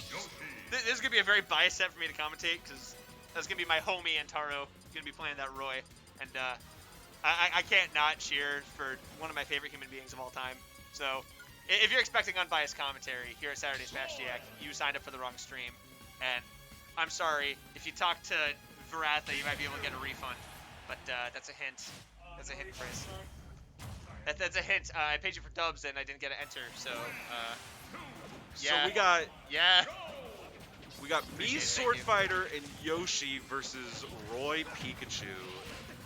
Both of these teams seem hella toxic. So here's my prediction for how this set's gonna go. Both teams are gonna mash, and it's gonna work. And that's it. That's the tweet. Yeah, 100%. 100% completely viable. Yeah. And Zen was able to get out of that combo. Good stuff to him. Rat privilege. Stupid rat. Not really rat privilege. It's just because Tornado is huge as hell. Tornado is. It is. It's definitely. I don't know. Because Zen ended up actually getting a lot of games last night with a very, very good Mii Sword Fighter by the name of Dr. Poison that just recently moved to Nebraska. Oh yeah. So Ooh. Oh, Ooh, oh, he saves able him! to get the save, and yeah, that is the kind of teamwork that you look for in There these you high-level go. dubs. Zen and Intaro are probably two of the better Nebraskan-born and bred dubs players. Zen just has a really good character that can either play the hard carry or can play support, and Intaro just has a really good mind for knowing where he's at, what his team is going to do, and what his opponent is going to do. Oh, he had the kill sparks on, but unfortunately, he got hit by the egg, which stopped him, and then Intaro ended up getting blood in his eyes. Just decides to kill Zen, sees Rat, kills Rat, casually as must be done. And yeah, that's just the game. It's the game of dubs that we play. Yup. Oh my God! Parry everything. Please, stop playing with my heart like this. Goes ahead and gets that fourth hit of that rapid slash there, going on. Gets the Rekka. Shields it. S-smashes the wrong way, hard red or roll, and it didn't quite pay off. Jab into the Pikachu back air, calling out the This is air great dodge. composition from Zen and Taro. Oh, absolutely. Eric gets the back air, charges the F smash, nearly kills Pikachu. Right, but that was excellent DI from Zen. It cannot go unstated. And then gets the Rekka. The Rekka's even, just gonna even kill. spaced it out. Yep. Gets Oh, the back he air, kills his he teammate. kills Smashdiac. Oh, and Zen just decides to give him the stock anyways, appreciating we're all the effort tied he was up going here. for. The down air is going to do 500,000% and then some. And, Zen's really got to look out for his shield now. oh yeah, he air dodged in like 3 or 4 times there in that situation. Eric was just Good back ready for air. all of them except for the last. Not quite able to get any kind of a down air. Gets the nair drag down, popping Eric back up. And it's going to be Eric getting sent back off stage by this Roy here. And awesome awareness from Intaro to just have to jump over the Yoshi to avoid getting hit. Won't save him Gets the there, run off. unfortunately. Gets the run off fair, but you're getting jabbed into projectiles. That's what's up. Okay, and Up smash Pikachu will up take the smash. stock. Now, in this little brief time before Eric comes back, Intaro trying to get something off on Bradiac. Unfortunately, not quite going to be able to. Gets a nice little Wave bounce. nice little wave bounce there. All right, I see you. Jab into reset the situation. Into Pikachu, Back throw. throwing him off. Zen's still alive, still has really strong DI, able to get back to the ledge. Maybe looking for some kind of conversion off of the Sword Tornado. Back air. Unfortunately for Bradiac, they're able to live through the up smash. And Taro's still alive with the mix of all of his survival tools. And now going to be in a reset situation, trying to do something in neutral here against the Yoshi, who has a lot of very safe aerials. And, ooh, misses the He F almost smash. had that. Able to make it back to stage, mixing up the recovery just enough to be able to get it. It's going to be Pikachu forward throwing the Yoshi. Both the swords kind of taking the front here a little bit. And it's going to be that back air taking Roy. Yep. Jab, jab into forward throw. Not able to follow up off it, unfortunately. Timing the get up just right. Still living at 174%. I thought someone said that Pikachu was a light character in this game. Pikachu still is a light character, but I mean, Zen's deceptively good with his DI.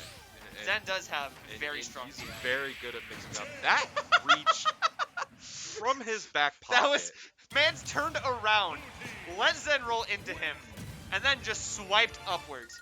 Just had the general idea. Do we call that the credit card? Because I'm gonna call it the credit card.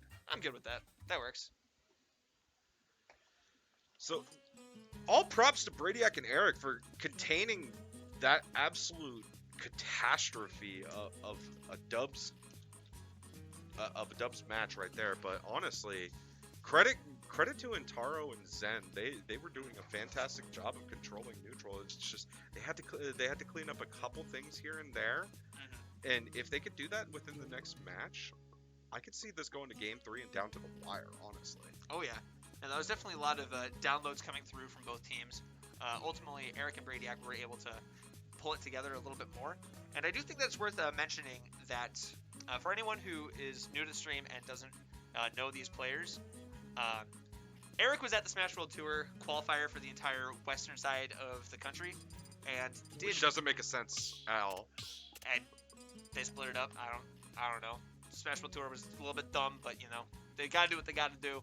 But Credit he to had- Cagged, making that thing run as well as possible. But Oh yeah, but The point being, Eric had a very respectable showing at Smash World Tour, and definitely He was tearing it up. He I saw a was. bit. he definitely like showed that he is a player that is not to be taken lightly, and is doing a good job of showing that here in the early stages of the bracket in this doubles. He definitely shows like the Mii's, as much as kind of a gimmick as they are, you still have to respect them. You have to respect a lot of the projectiles that they are able to produce. You have to respect their combos, because they do have a pretty planned out combo game. Oh yeah. And you also have to respect Eric as a player for being patient and able to find a way to poke, prod, and annoy, Oh yeah. and be able to get in and just tear it up. So full credit to Eric. But game Absolutely. 2, we're heading back to Pokemon Stadium. We got the Team Flare going on. We're about to get jiggy with it, so let's go. Oh yeah. Now, that's all not to be sleeping on Intaro and Zen, who are, like we mentioned earlier, two of Nebraska's best doubles players. And right now, starting off, kind of doing that split the stage strategy here, where they're both going to try to just play their own separate 1v1s, and just kind of get as much percent as they can onto the Dakotas. Right now, trying to get some kind of a setup there onto the Mii Sword Fighter. Unfortunately, not quite to be able to catch it. Intaro doing a good job of covering that tornado so that Eric wasn't able to get anything Oh, off footstool. Great gets the F smash. Okay, here we go. We're at the ledge. They're doing a lot of play. Oh, Zen almost getting- had him with the Rekka. Zen was doing a good job of getting on more percent, but unfortunately that Thunder did knock Eric out of that Rekka, so he wasn't able to get the full hit there and get the kill. Decides to just jump into the back air, casually as you do. Gonna be down throwing, gets the Thunder, sends Eric flying the opposite direction, was not DIing for that at all, and Intaro There's the is going to get forward the kill air. Yep. onto Radiac. Got a 2-stock lead. Now let's see if they can get some extra credit. Make sure they can actually recover, get back safely. Zen is going to be doing a lot of Pikachu stuff. Radiac gets the kill onto Intaro, and Zen ends up getting killed from Eric. So they're doing great, evening it up. But Zen, he's mounting up. He's ready to become a Rough Rider. He's out here. Oh yeah, and this is definitely where Zen and Intaro are kind of excelling. They're just, when they have the lead, they do a good job of snowballing that lead into something bigger and something better. And they're just not overextending super much, and they're just more taking advantage of the mistakes that Radiac and Eric are making. Both these teams aren't super, what's the word I'm looking for? They're not super stable. They're not static teams. So it's interesting to see how two players just kind of play with each other new for the first time, and Eric is definitely going to be able to hit Zen with that back air. Both parry the down everything! smash. Let's go, boys. Sorry, that was Oh my god. And gets hit by that one, unfortunately. That's completely fine. He was fully expecting. Okay. Gets that second NATO there. It's gonna be Eric just setting up shop. Zen definitely gonna be able to get some hits going now. And Bradiac does get the kill. Good back there. They're up a stock, but Bradiac is at 111%. He's got to be careful, but no, he's just gonna run into an F smash. Yeah. Up tilt. We talk about characters that like pressing buttons in your general direction. That's Yoshi and Roy, and unfortunately, Yoshi's jump does just It gets melted. Let's be real. Jab, up air.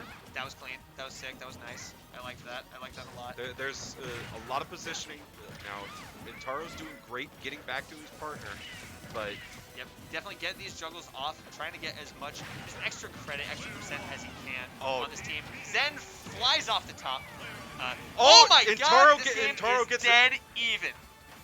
Now, this is gonna be a good matchup. Intaro's known for falling up air. so there is a lot of history between these two players. There was a very specific set that happened back in the summer of 2019. It was at an event in Nebraska called Nebraska Ultimate Fight Night, where these two players had a grudge match that went down to Game 5. And since then, both these players have only gotten better. Now, at the time, Intaro did get the upper hand. He was playing Ryu, so it's going to be interesting to see if his Roy gets the parry there. This is super intense. This is last stock situation. intense neutral.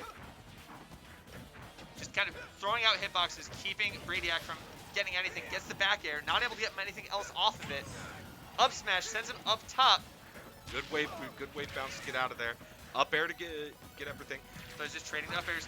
Gets the jab Jab into the forward air. confirmed. Gets the shield position. Ledge trap situation. Hits the back air. Baits That's out the gonna jump do back it. air. Let's go, Entaro. With the that was spicy. That nice was- and clean. That was okay. I believe it was Mars. There that ain't said, no Sora on stage, but that was simple and clean. Let's be real. I believe it was I Mars. mean Sora. I could call it out how I see it. I'm gonna be that guy. It was that was an absolute meme. I think Simple and Mars clean. said that the sickest clips come from having the cleanest movement. That shit was clean. That shit was so nice. In, out. Just shifty. He was literally playing it like it was Street Fighter. He was was. shimmying He was. the absolute hell out of Bradiac. Oh and, yeah. and evened it up and got the clutch, had the clutch factor in. 100%. And that's what it takes in those high pressure situations. That's where we mentioned earlier that Bradiac likes playing support, and even though he can play the carry role, it's not his primary job that he likes to take in a doubles setting. Intaro very much likes to mix it up and plays whatever the team needs. So in that moment, just had the stronger nerves, and it's going to be interesting to see how that plays into going into Game 3 here. Absolutely. I wonder what the stage selection is. Maybe we run it back to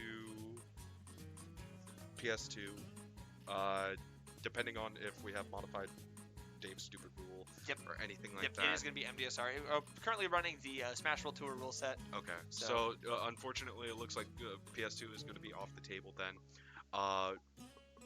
May see a small battlefield choice. Mhm. May even see something wacky like, I don't know, maybe Northern Cave or something. If that Northern is a Cave legal isn't a stage, legal or- set. okay. It's, I don't know why y'all are playing this godforsaken stage list, but Dude, don't ask me. I'm not the TO, I'm just the commentator. I don't Fair get paid to make decisions. I get paid looks to like they are going to Battlefield, so Okay. that's going to be a good choice. Oh yeah. Yeah, both these teams do get extensions off of platforms. I think that on the stage, I do like it for MiSword and for Yoshi, maybe a little bit more. They just get a little bit more off of each other's stray hits on the platforms and such. So, going to be interesting to see, again, how these teams are able to adapt to the new stage after playing 2 games on PS2. Zen sent off stage, but able to make it back.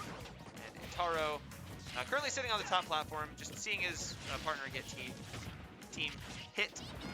And Zen trying his best to get off the stage, able to get the drag down nair onto Yoshi. Was able to get out of everything, but unfortunately Yoshi got hit with Thunder when he was in his double jump armor, so not a lot was happening. And Taro has been on point with his parries in this set. Oh yeah, it does But get hit he by can't that huge parry forward in spike. air. You're gonna get spiked every single time. And Zen trying his best to get... Oh, breaks the double jump armor! Goes for the down air he doesn't have to go for! He said, forget your parries, I'm going to spike you, and your armor does not matter to you. Mans was trying to put him 6 feet under in a wooden tomb. Oh my goodness. Goes for the All right, back throw. gets a Forward forward throw. Gets a forward throw because he was trying to set up for Taro there. Yep, very definitely. Great stage positioning, great back air.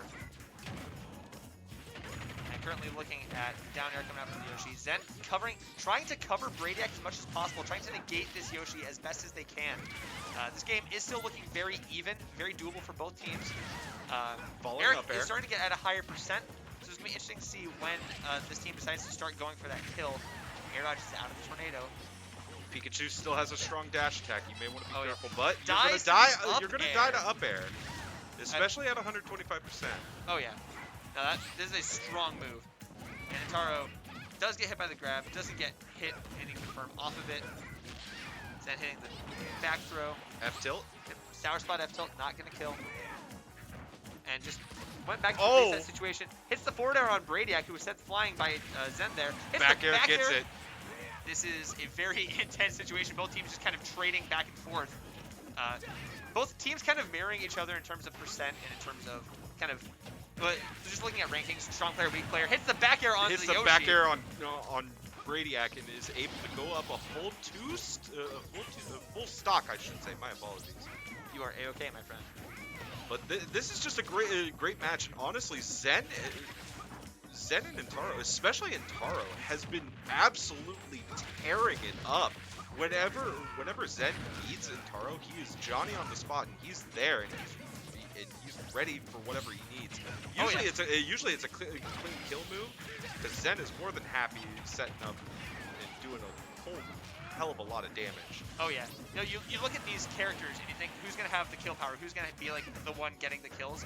You think it's gonna be that Roy, which it absolutely will be, especially when both of the Mii Sword and the Yoshi are at kind of this mid-high percent, flowing around the 65 to 83% range.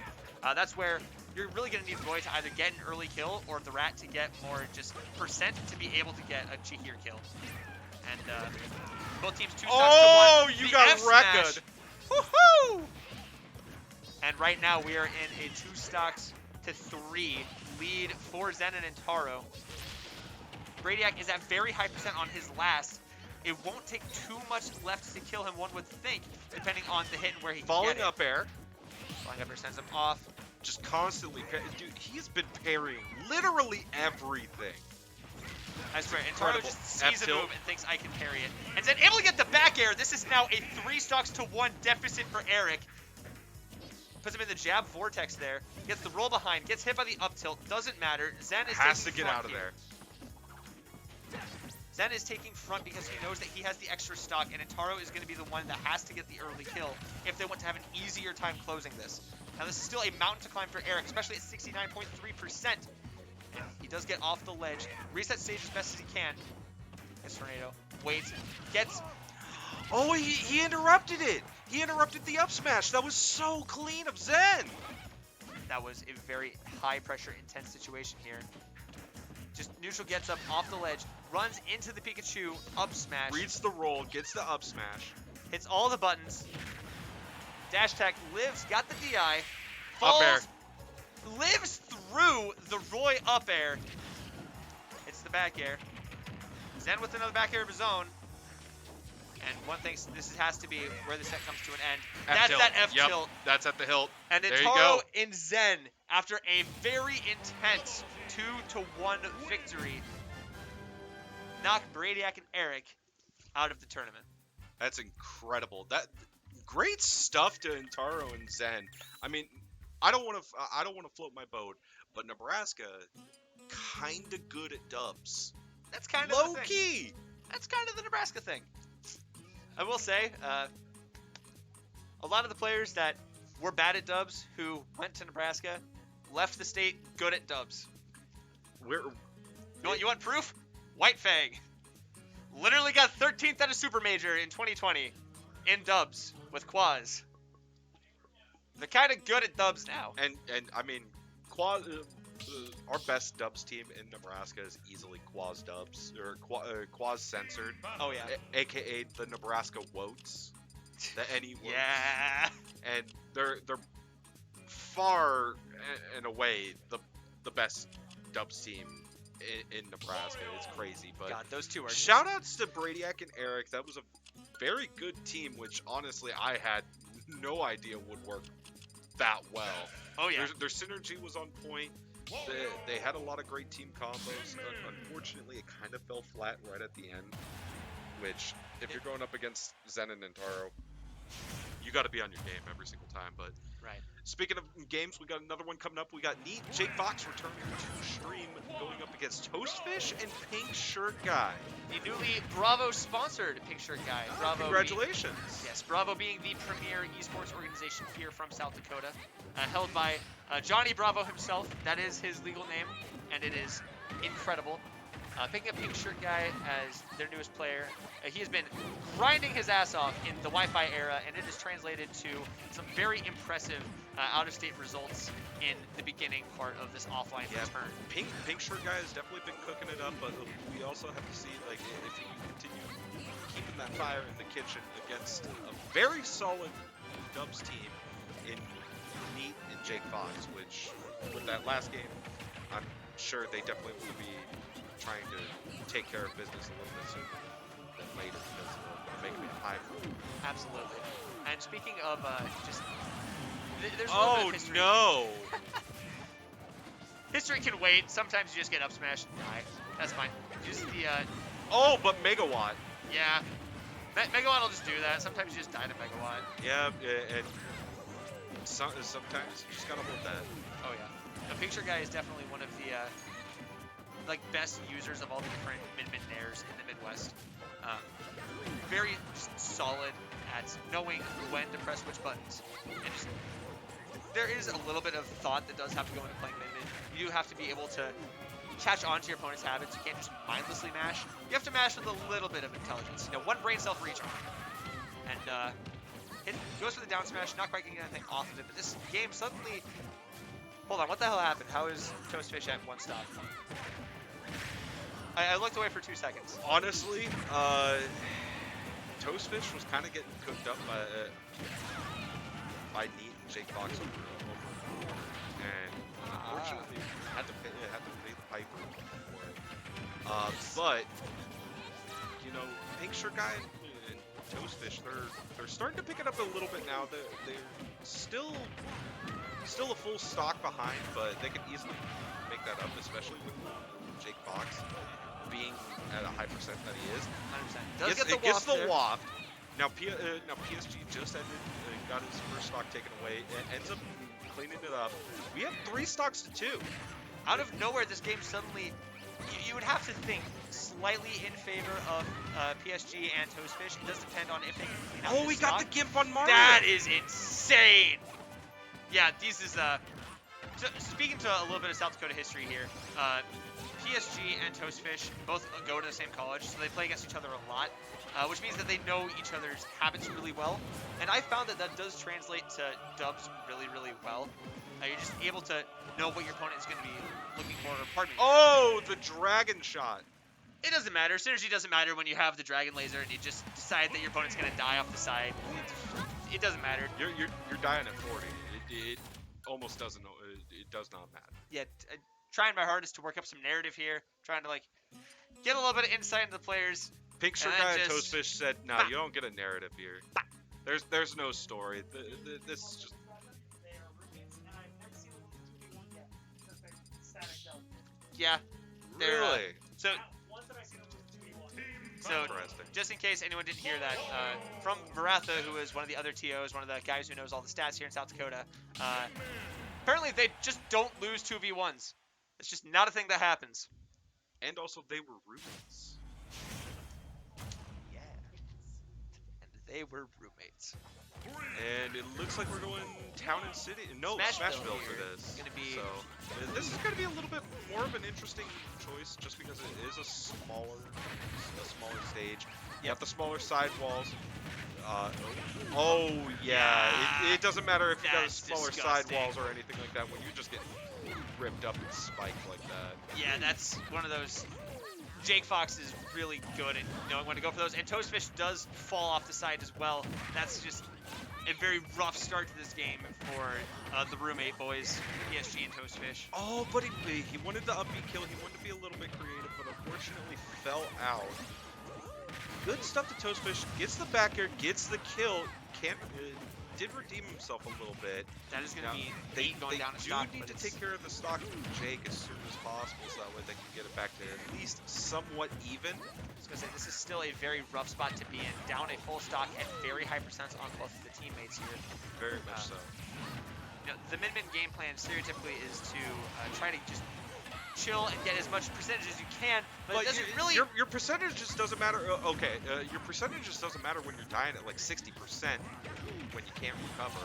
Right. And also when you're just getting home run smacked contest. by- And just getting hit with a baseball bat doesn't feel good. Doesn't feel good in real life. Doesn't feel good in a video game.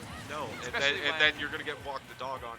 Now Jake and Neat are up 4 stocks to 2, so they have a full 2 stocks. Awesome They finally use got. of Ram there. Trying to even this match out as quickly as possible. Min-Min is an explosive character. You know, you think of Min-Min as the quote-unquote distance demon. You don't expect the character to really have much explosive potential, but she can absolutely just obliterate a stock like that. Just once you go low against the character, you just get hit by Ram, by Megawatt, by even Dragon Arm, and you're just not allowed to play the game, and you just fly off. So, ooh, the up smash there from the Wario. It's the rarely completely even. seen. Yeah, this game suddenly just got a lot more doable for PSG, and he could be dead here. He pulls the trigger just a little bit too quickly on those arms. Sends both of them flying to the left side of the stage.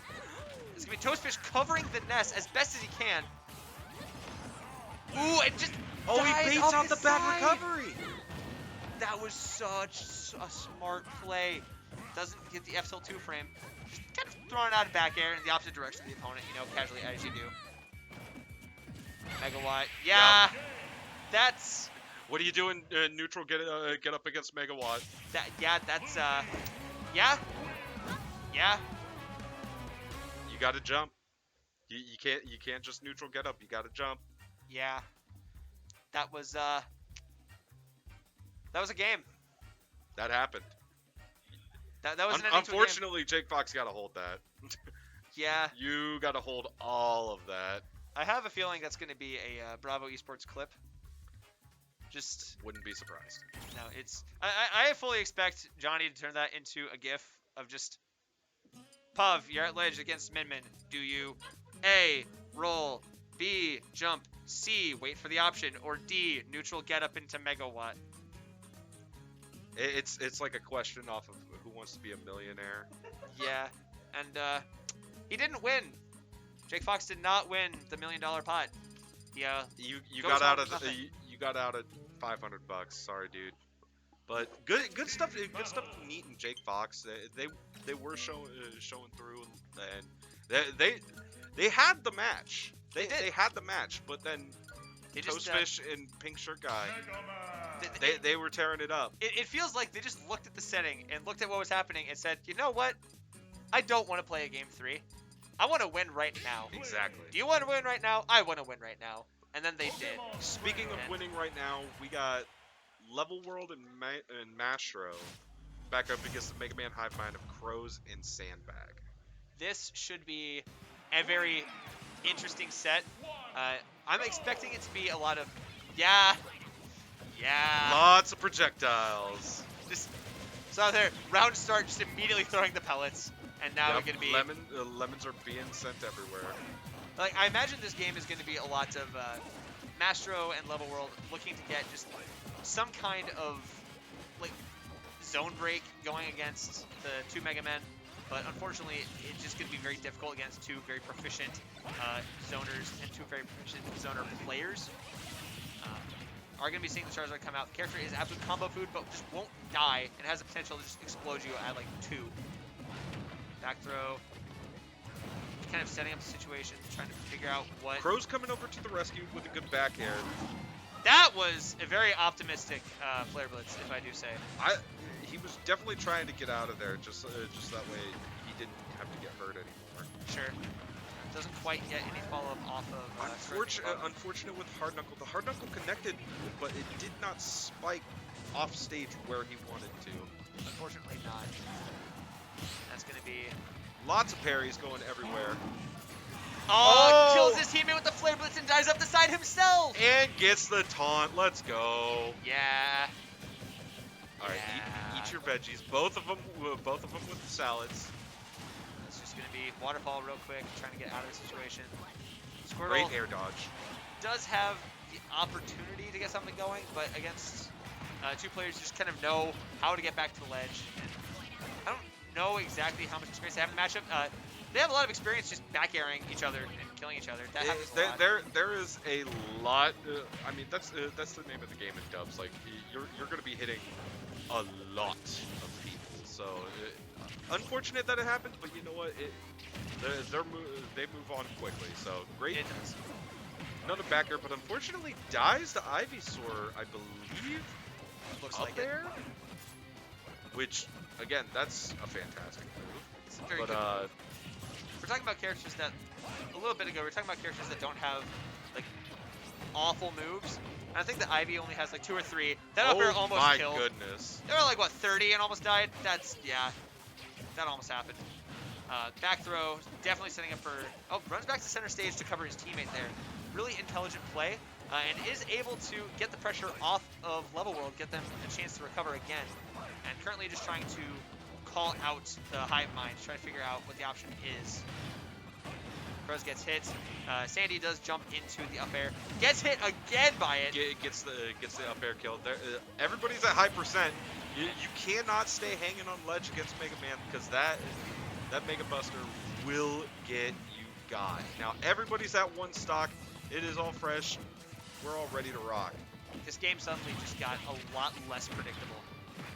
Both these teams at low percents. Both these teams starting to get a little bit of their groove going. And you see Mastro, instead of pushing the advantage on Sandy, immediately runs over to get an extension off of what Level World is doing in the corner there. And that's the kind of high-level play that you have to look for.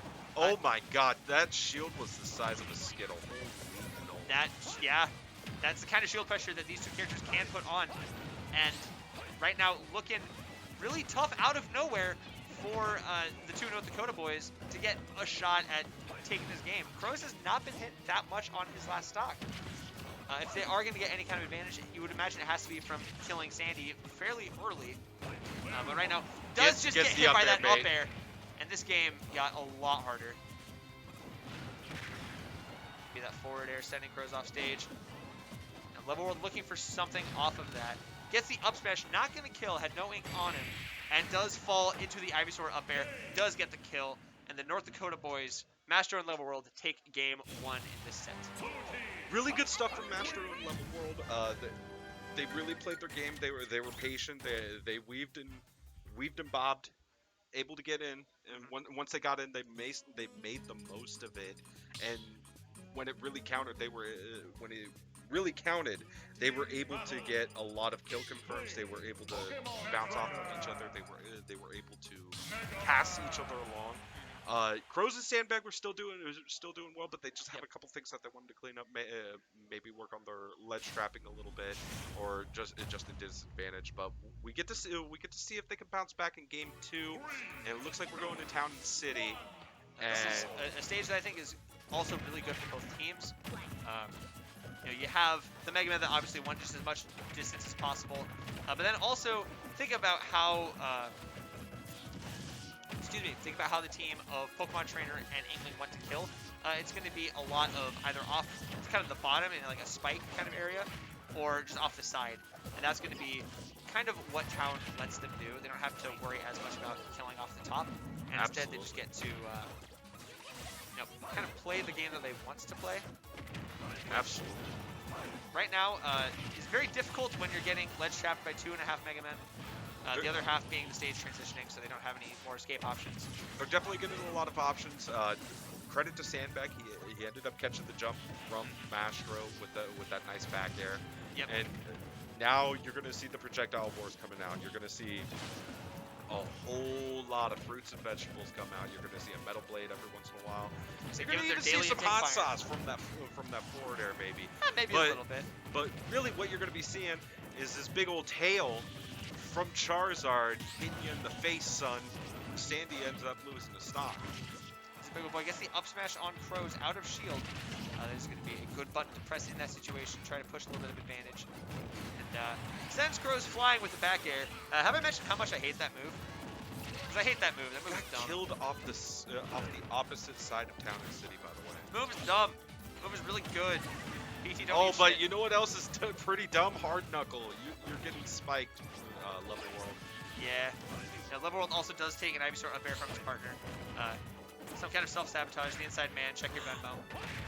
And these players are just both doing a good job keeping the Mega Men above them.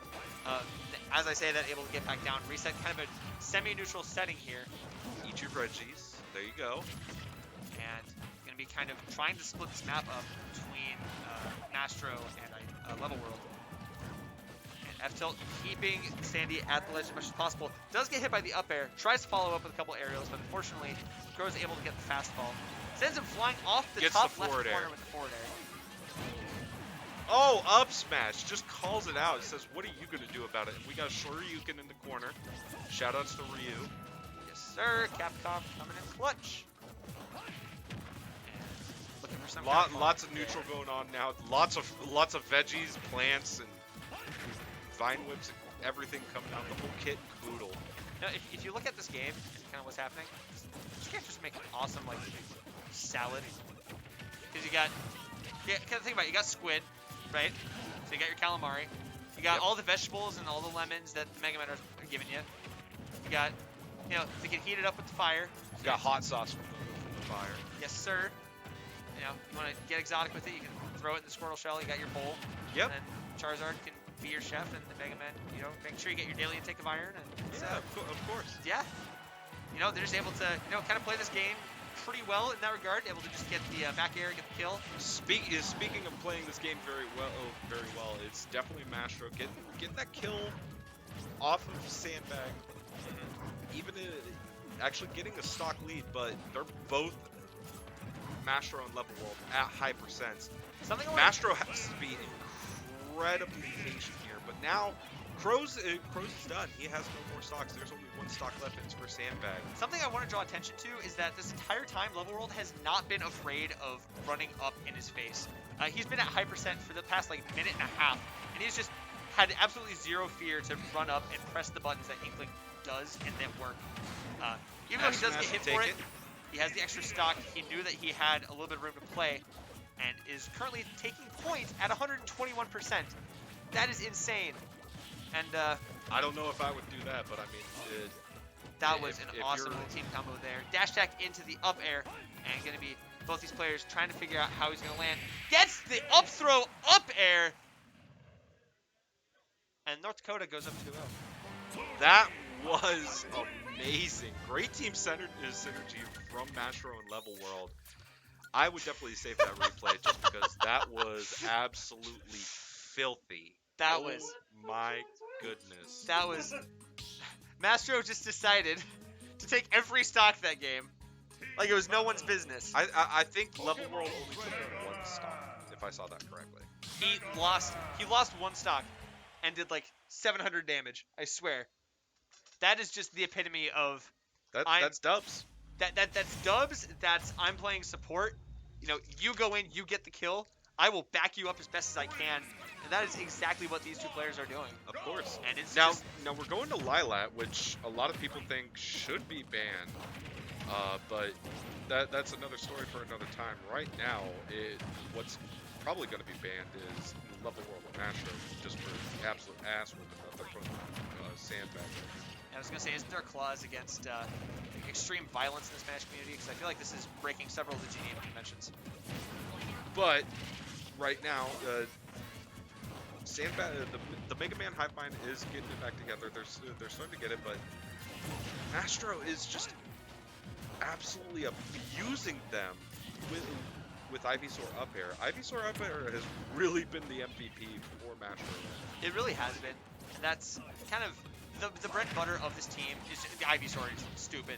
That the upbeat through the stage. That I know he's not the only one that can do it, but it's still dumb. And every time I see it, I just get sad because I don't. Yeah, okay. I heard Mastro laughing. That makes me really sad. And, Okay. And Crow's unfortunately did get his stock taken away from him, thanks to ink. Yeah. He got inked up when he was recovering, so So- unfortunate to see. But oh, here we go. So that is Here one of the we things go. about Inkling in dubs. Everyone knows about the ink multiplier that Inkling gets, right? The more ink you have your opponent covered in, the more damage you get to do. That applies for your teammate as well. So this Charizard that already does a lot of percent off of stray hits gets to do even more when they're covered in the ink from the Inkling. That really does just make this team comp even scarier because of how much raw damage they get between Squirtle and Ivy and Inkling's combo tree and Zard existing. It's freaking disgusting. And yeah, in that regard, it's just going to be both these teams trying their best to reset the neutral so that they can push their own advantage. Gets the forward air to take the stock, and now we're officially back on even terms. Yep. Even's hardly the word for it. Both these Mega Men are at mid-high percent, so it starts getting a little bit trickier to get much off of it. Yeah, absolutely. But I mean, credit to Crows and Sandbag for doing what they can. But unfortunately, Sandbag losing that stock there, and Crows is looking kind of rough. Gets hit with a spike from Level World. Yeah. It's officially 4 stocks to 2, and it's not looking good. Yeah, this set just got a hell of a lot harder. Like you're at low percents against characters and just players that know all of their low percent confirms on all the eyes, so you're not completely SOL, but it's very hard now to get Oh anything no! off.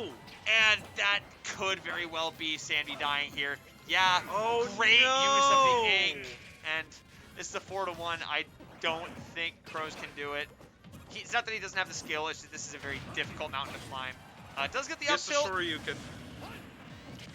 Now, does get a cheeky little Metal Blade there, but at this point, he has to play extremely careful. He has to play extremely cautious.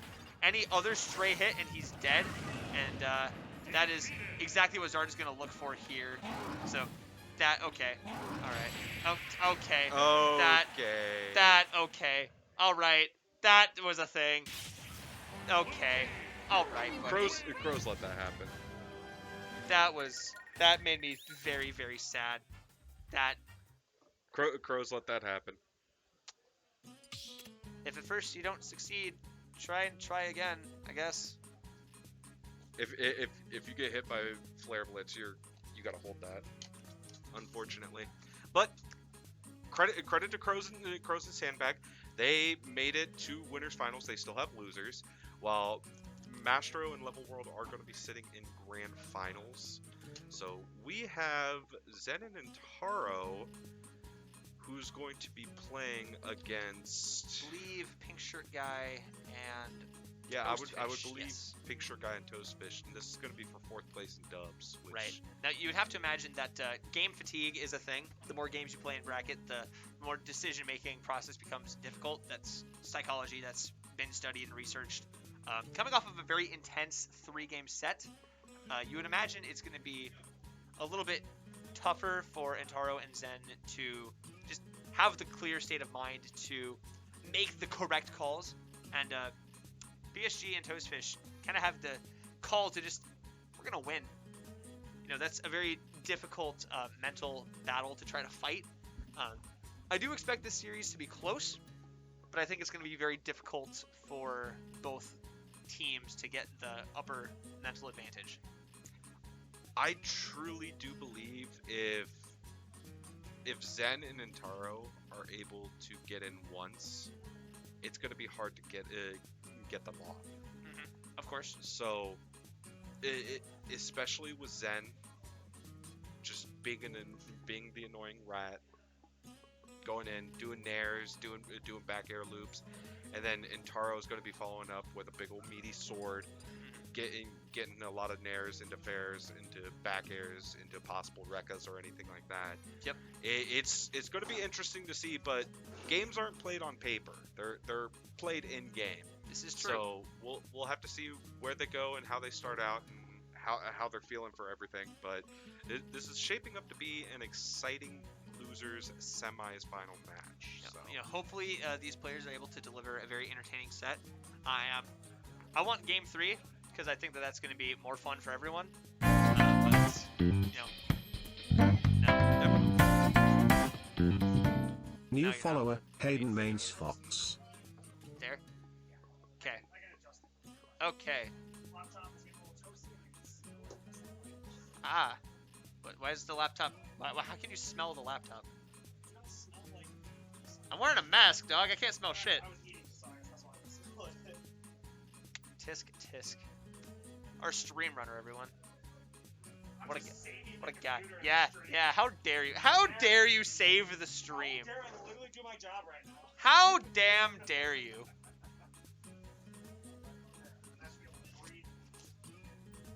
Yeah.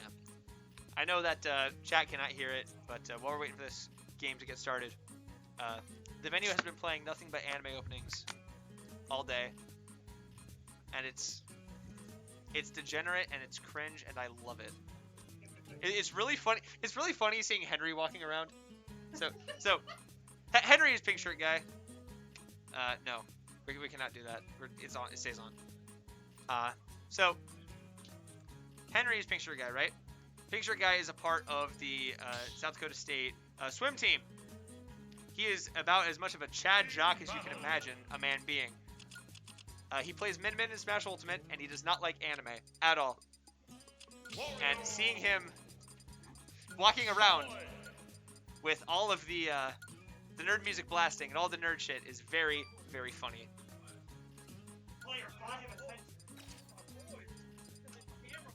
Oh yeah. No. Speaking of camera mode, we got Papa J Broff coming in. He is the man behind everything.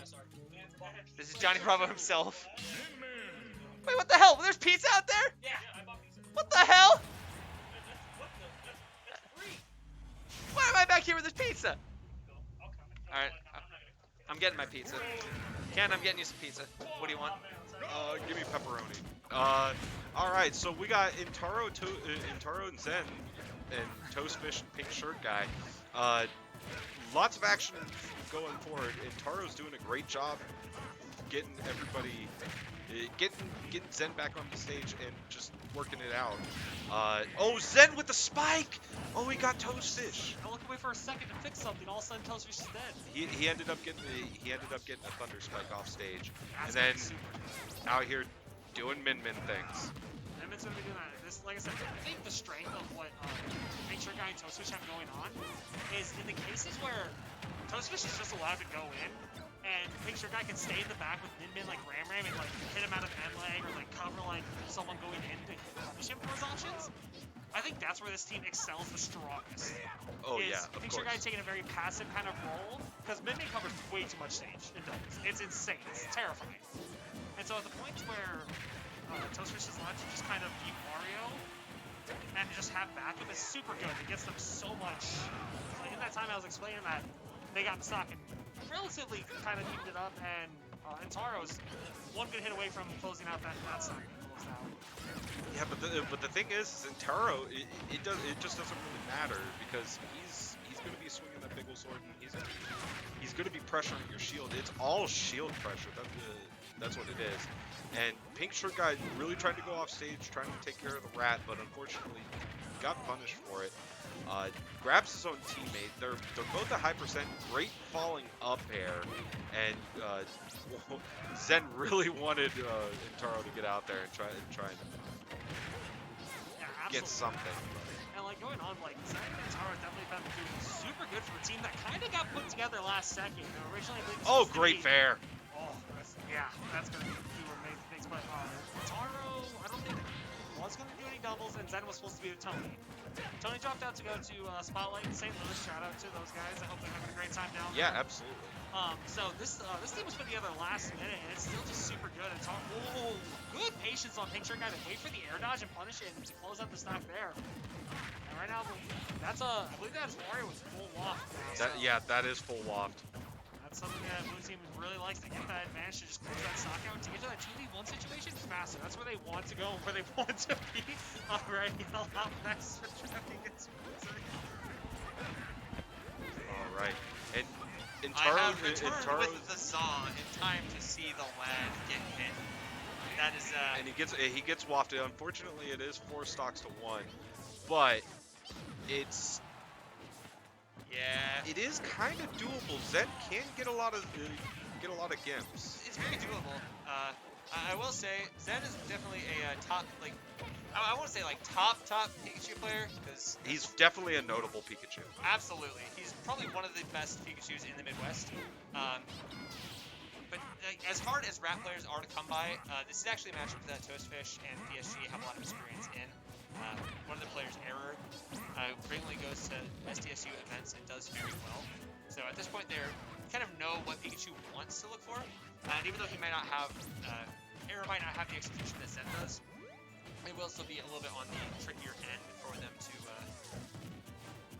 for Zen to get the hit in. Yep, Very and difficult Megawatt's gonna clear it out there. And shout outs to Zen for keeping it close, being a little bit tricky, really trying to do the Pink Shirt Guy and New Toastfish follower, were definitely Green able Nerve. to clear it up. I got some pizza, Shout outs to Little Caesars. Give us a sponsorship. please. Yo, Little Caesars, Bravo Esports. Yo, hold on. That'd be great. I don't see you here at the tournament, bro. Bro, this man, no, this man just missed the earlier set where Roy clutched it out. That's Put whatever. some faith on my mans. Come on. Alright, I cannot resist the temptation. I'm gonna grab. By a all means, slice. go right ahead. I'm grabbing a slice of the Zaw. Ooh, is it Hawaiian? There was some Hawaiian out there. Ooh, okay. All right, looks like we are going to go town and city. That is going to be pretty nice. Pikachu. Yeah, it's Town City stage pick. Roy. That's gonna. I think that's gonna work well for Zen and Intaro, especially since they definitely want to be able to have just a nice flat platform and just be able to get in and Oh yeah. No, do Town is rush down character stuff. Town is definitely a stage that they like a lot. You know, it's just a stage that both these characters are very comfortable on. And you know, I've been talking a lot about how certain characters have like certain ways that they want to kill, certain just like general like directions. You know, like in Melee, it's been described that like Falco plays very vertically and Fox plays very horizontally. Yes. It's very much like Roy plays horizontally in this game, where he likes killing you off the side, and he likes killing you just playing on a very like level plane. Oh, you just got spiked. And Rat enjoys just sitting your ass down 6 feet under, where the Undertaker himself can have his will with you. Okay, there we go. It gets the Rekka. Yep. Oh my Oh, you god! got spiked again! Yeah, that's 2 stocks in under 50 seconds. Zen's on a rampage. Yeah, the He's- man is man's just fiending for it at this point. Yeah, no, he definitely knew that last game. Okay, he needs to step it up a notch, and he's decided, you know what, we're going in. Absolutely, this is That was a small shield, Toastfish. You may want to watch out. this is a situation that I haven't seen Toastfish and Picture Guy in a very long time, if at all, where Toastfish has to play the stock tank and PSG has to play Oh, more of the great aggressor. back air. Sends him off stage, and now it's going to be the ledge shot coming out from Intaro, doing a good job of catching as best as he can. And Zen just trying his best to get PSG sent off stage. Will die to the up smash. Minimus up smash is good. I don't know what more there is to say about that. Intaro a little bit late on that back air. Just falling up air on Wario. Thunder not quite Great gonna Thunder. kill. Definitely racking up that percent. Back air's gonna send him off stage. This is not where she likes to be. That's gonna a little bit too much into an edge guard. And now, oh my god, kills his teammate in cold blood. Someone forgot to do the dishes. It's a joke that they're roommates. Alright, well, I got a disappointed head nod. I didn't get a pity chuckle or anything. Okay, and a lot of great neutral. It's still 3 stocks to 4. Yep. But Good F smash, not quite gonna kill Toastfish here. Will send her flying. Saved by the platform there. And Zen misses the dash attack just a little bit. Now stocks are even. Out of nowhere, the calm, chilled demeanor from Intaro and Zen gone now as Toastfish and Picture are able to even out just a there little it bit. goes. Toastfish making the call that he wants to keep the stock, that he wants to be the guy here in the 2v1 scenario. It's a bold call to make for sure, especially when he spent this long in a 2v1. That's going to be the forward throw coming through. Gets the up air kill Gets off the top. up air. And now, having to climb back 3 stocks to 1, it is Wario. He does have Waft online. This is certainly a doable comeback. It's just going to be, from this point forward, very tricky. Steps up how we're going. His back air extends the combo. He's definitely trying to look for a walk combo or something. So what it's looking like. That back air is going to send Toastfish going that direction. And What can Toastfish be able to do? He's definitely trying to maneuver around both of these characters, trying to. ooh! But you're gonna get tossed right into that back air. It's unfortunate. It's elementary. We got a game 3 set. Winner of this goes into losers finals and plays the Mega Man Hive Mind. The Mega Man Hive Mind. This has been a very interesting set to watch back and forth. Both ways, both of these players are. Sorry, I had to play Stream Guy for a second. Both these teams are just not really backing down. It's kind of been a good momentum shift from Game 1 being very much PSG Toastfish favored to Game 2 ending in a very dominant fashion for Intaro and Zen. So it's up for a very interesting Game 3 scenario. I'm very excited to see what the stage pick is and how neutral starts, because I feel like that's whoever gets the first strong lead definitely runs away with a lot of momentum. I definitely agree with that, and also I wonder how Toastfish and Pink Shirt Guy are going to respond, especially after Intaro and Zen decided, you know what, we need to turn up the heat a little bit. We need to kick it up a notch. You know, a little bit of Emerald Lagasse. You know, we got to kick this thing up a notch. But I want to see how they are able to respond. They're going to small battlefields, so this may help them out just a little bit because there are a couple of platforms that can be able to help with maneuvering, possibly lead to some more setups or anything. But here we go, game 3. The winner of this game wins the set, goes to losers finals, and here we go. So this is going to be a press the button.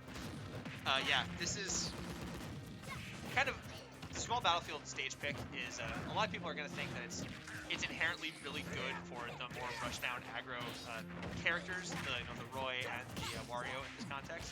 I also do think it's a really good stage for Min Min, because think about it, it's a smaller stage, so it's less space that she has to control with her arms, which is very good, and Taro going to do his best to save his teammate, which he does do.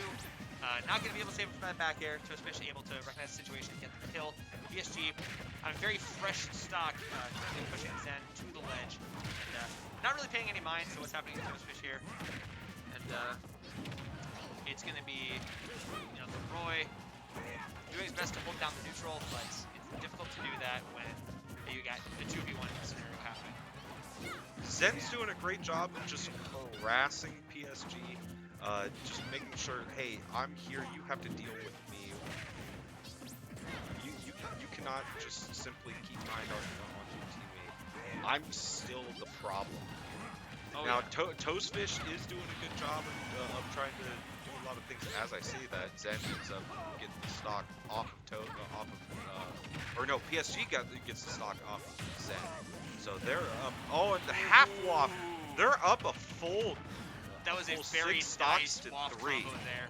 I know this is a very tight situation, a very difficult situation for Zen and Taro. And this is really where that comfort from PSG and Toastfish likes to make itself apparent. Still having the DI to live that scenario, that was very intense. Tech situation gets does the pay foot off for still. Zen, able to make it back. Not quite able to get PSG in the back air vortex. Toastfish able to get it back out. This game is still very difficult. It is the momentum going in the right direction, but as I say that, he does have the powered up Dragon Laser ready at a moment's notice. It'll be interesting to see if that does come into effect. Just gets on stage, not quite falling victim to the Roy.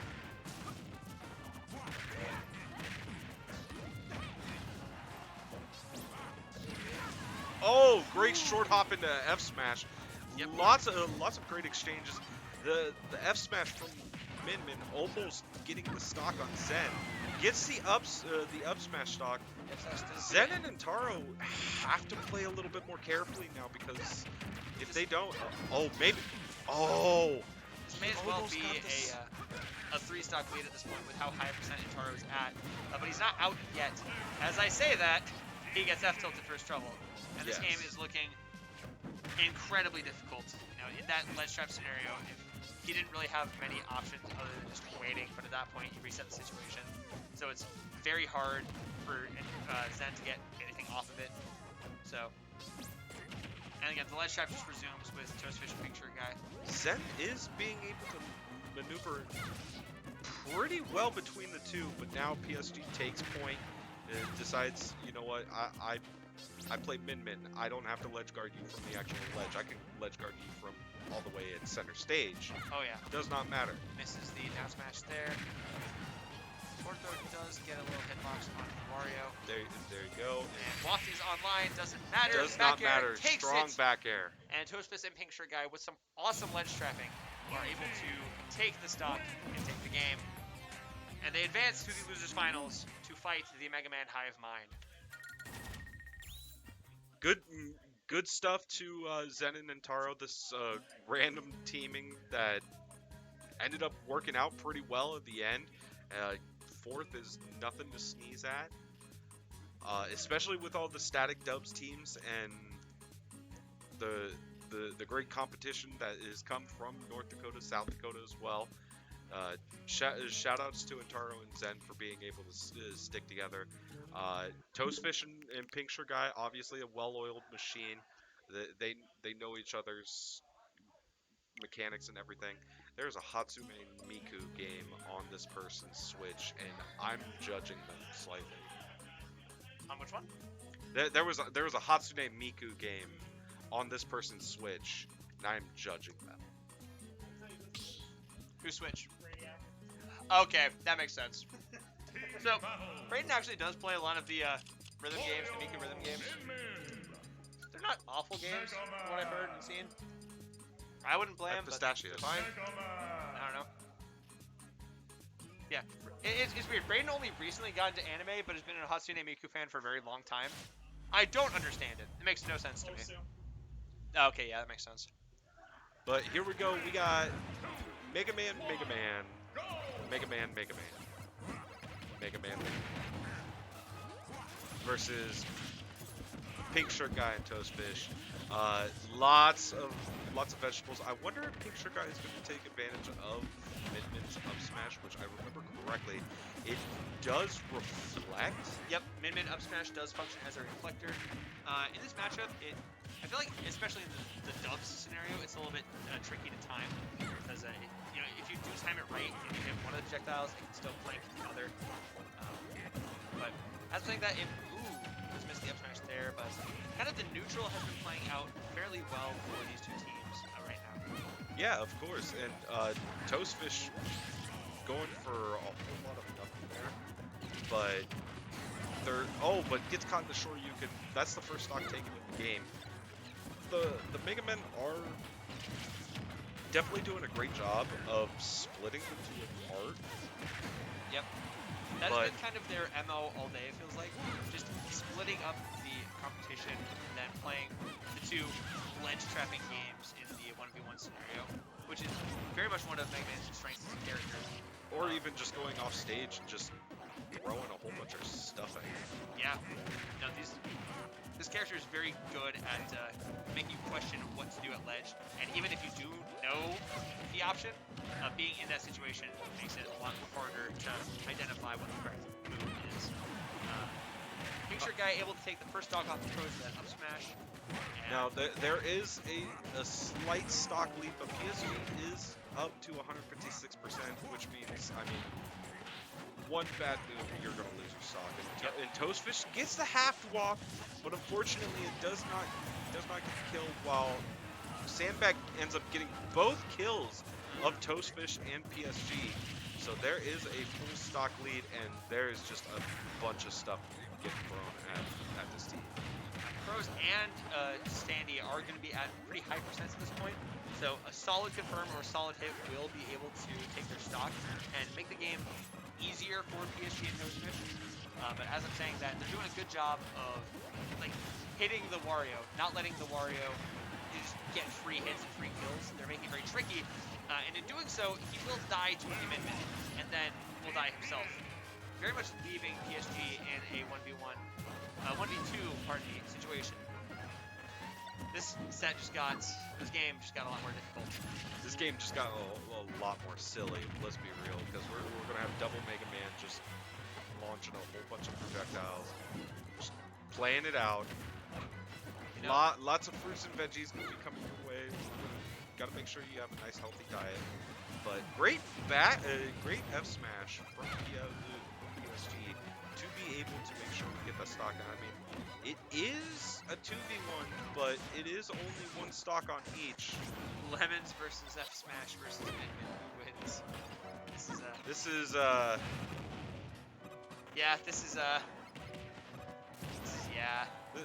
This is something. But you're gonna be you're gonna be eating a flame sword. Someone in the crowd just yelling out, "Let's go, Mega Man!"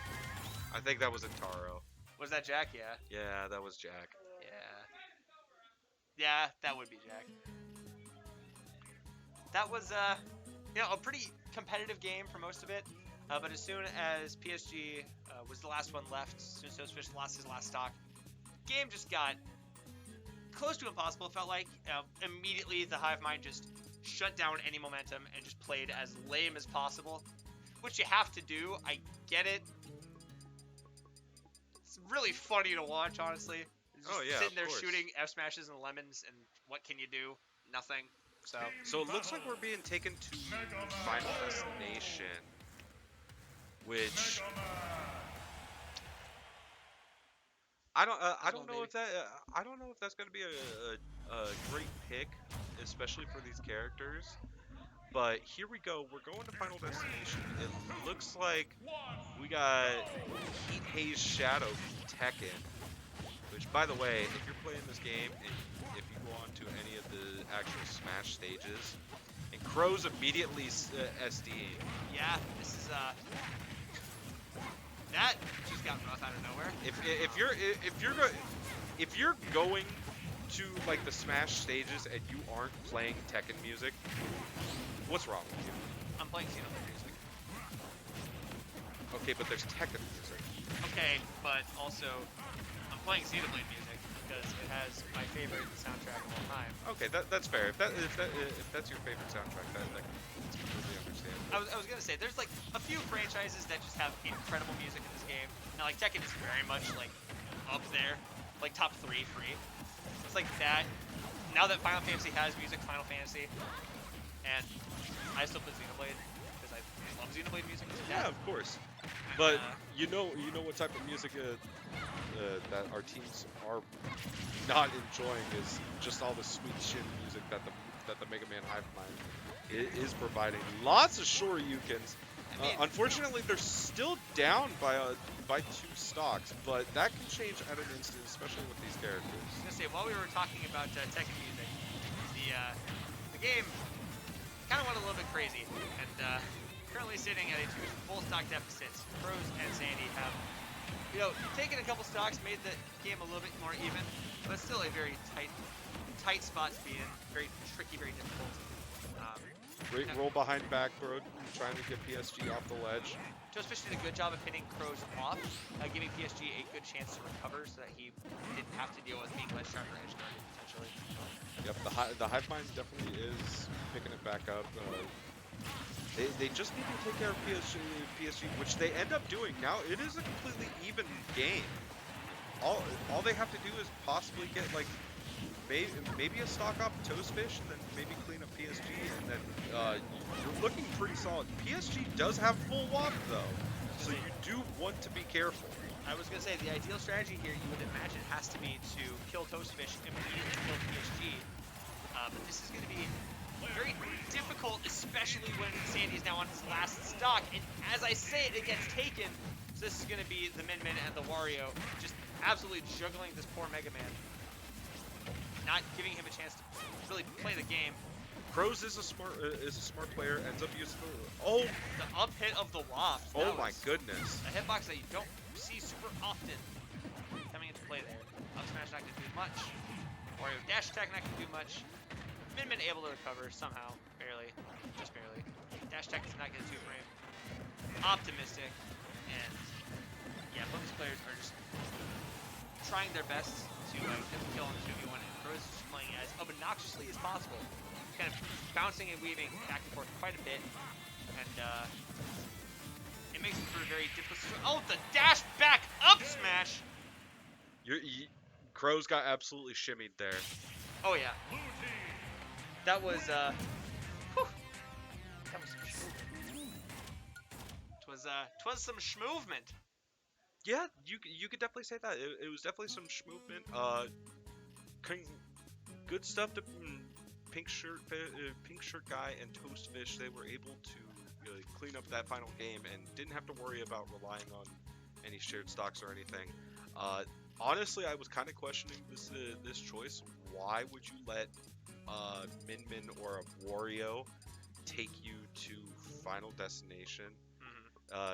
Questionable stage choice. Maybe Crows and Sandbag had an idea in mind, but luckily it is a best of 5, so they do have another stage choice. It looks like they're going to Yoshisori, Absolutely. which I think this is probably Mega Man's best stage.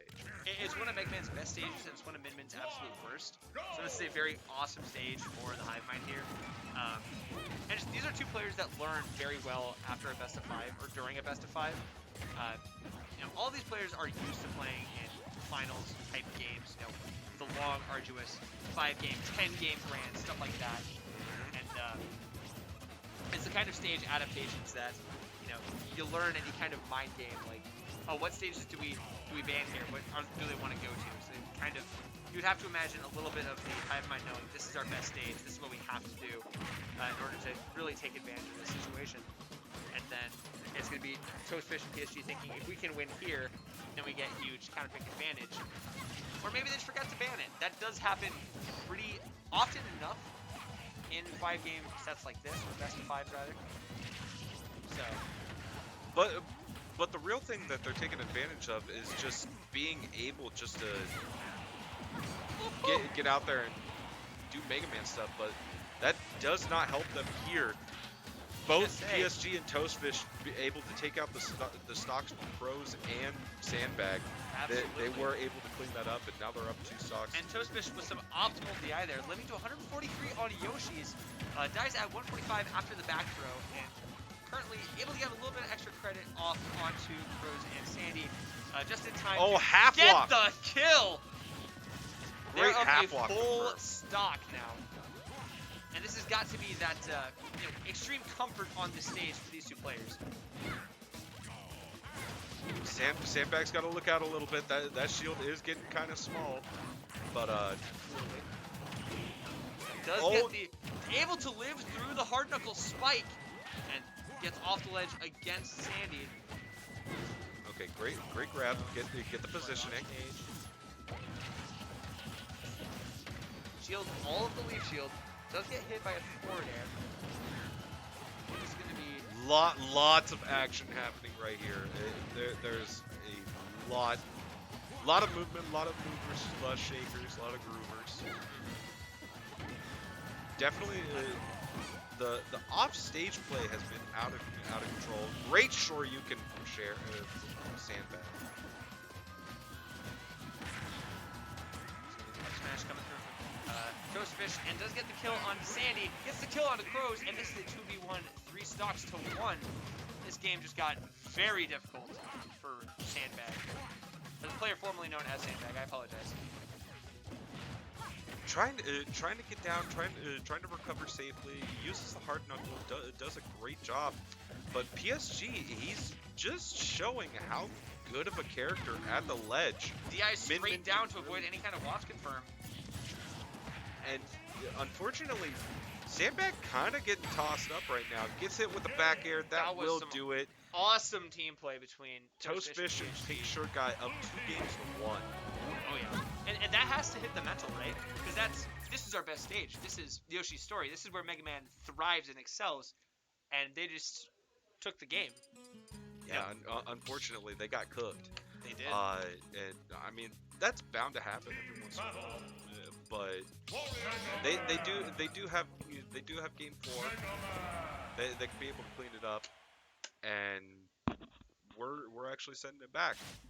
Yeah, we're going game 4. We are actually going to be on small battlefield. Ooh, I like this. I do like this stage a lot for both teams. And you have to imagine that here it's just a lot of comfort coming out of Crows and Sandy. Great parries from Crows, trying to keep PSG off. Oh my God! If that had worked, that was one of the ballsiest chomps I've ever seen. Right, the command grab down into the drag down command grab into the suicide kill.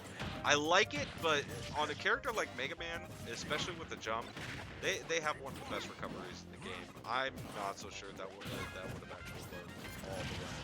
But I like the attempt. Crows with the great catch from the back air, ends up getting the stock off of PSG.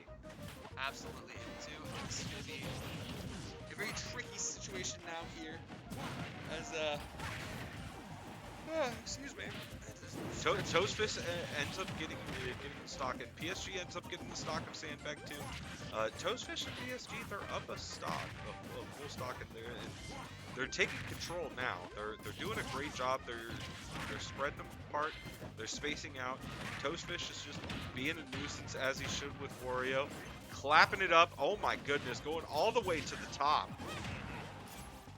Trading arm with an F smash there.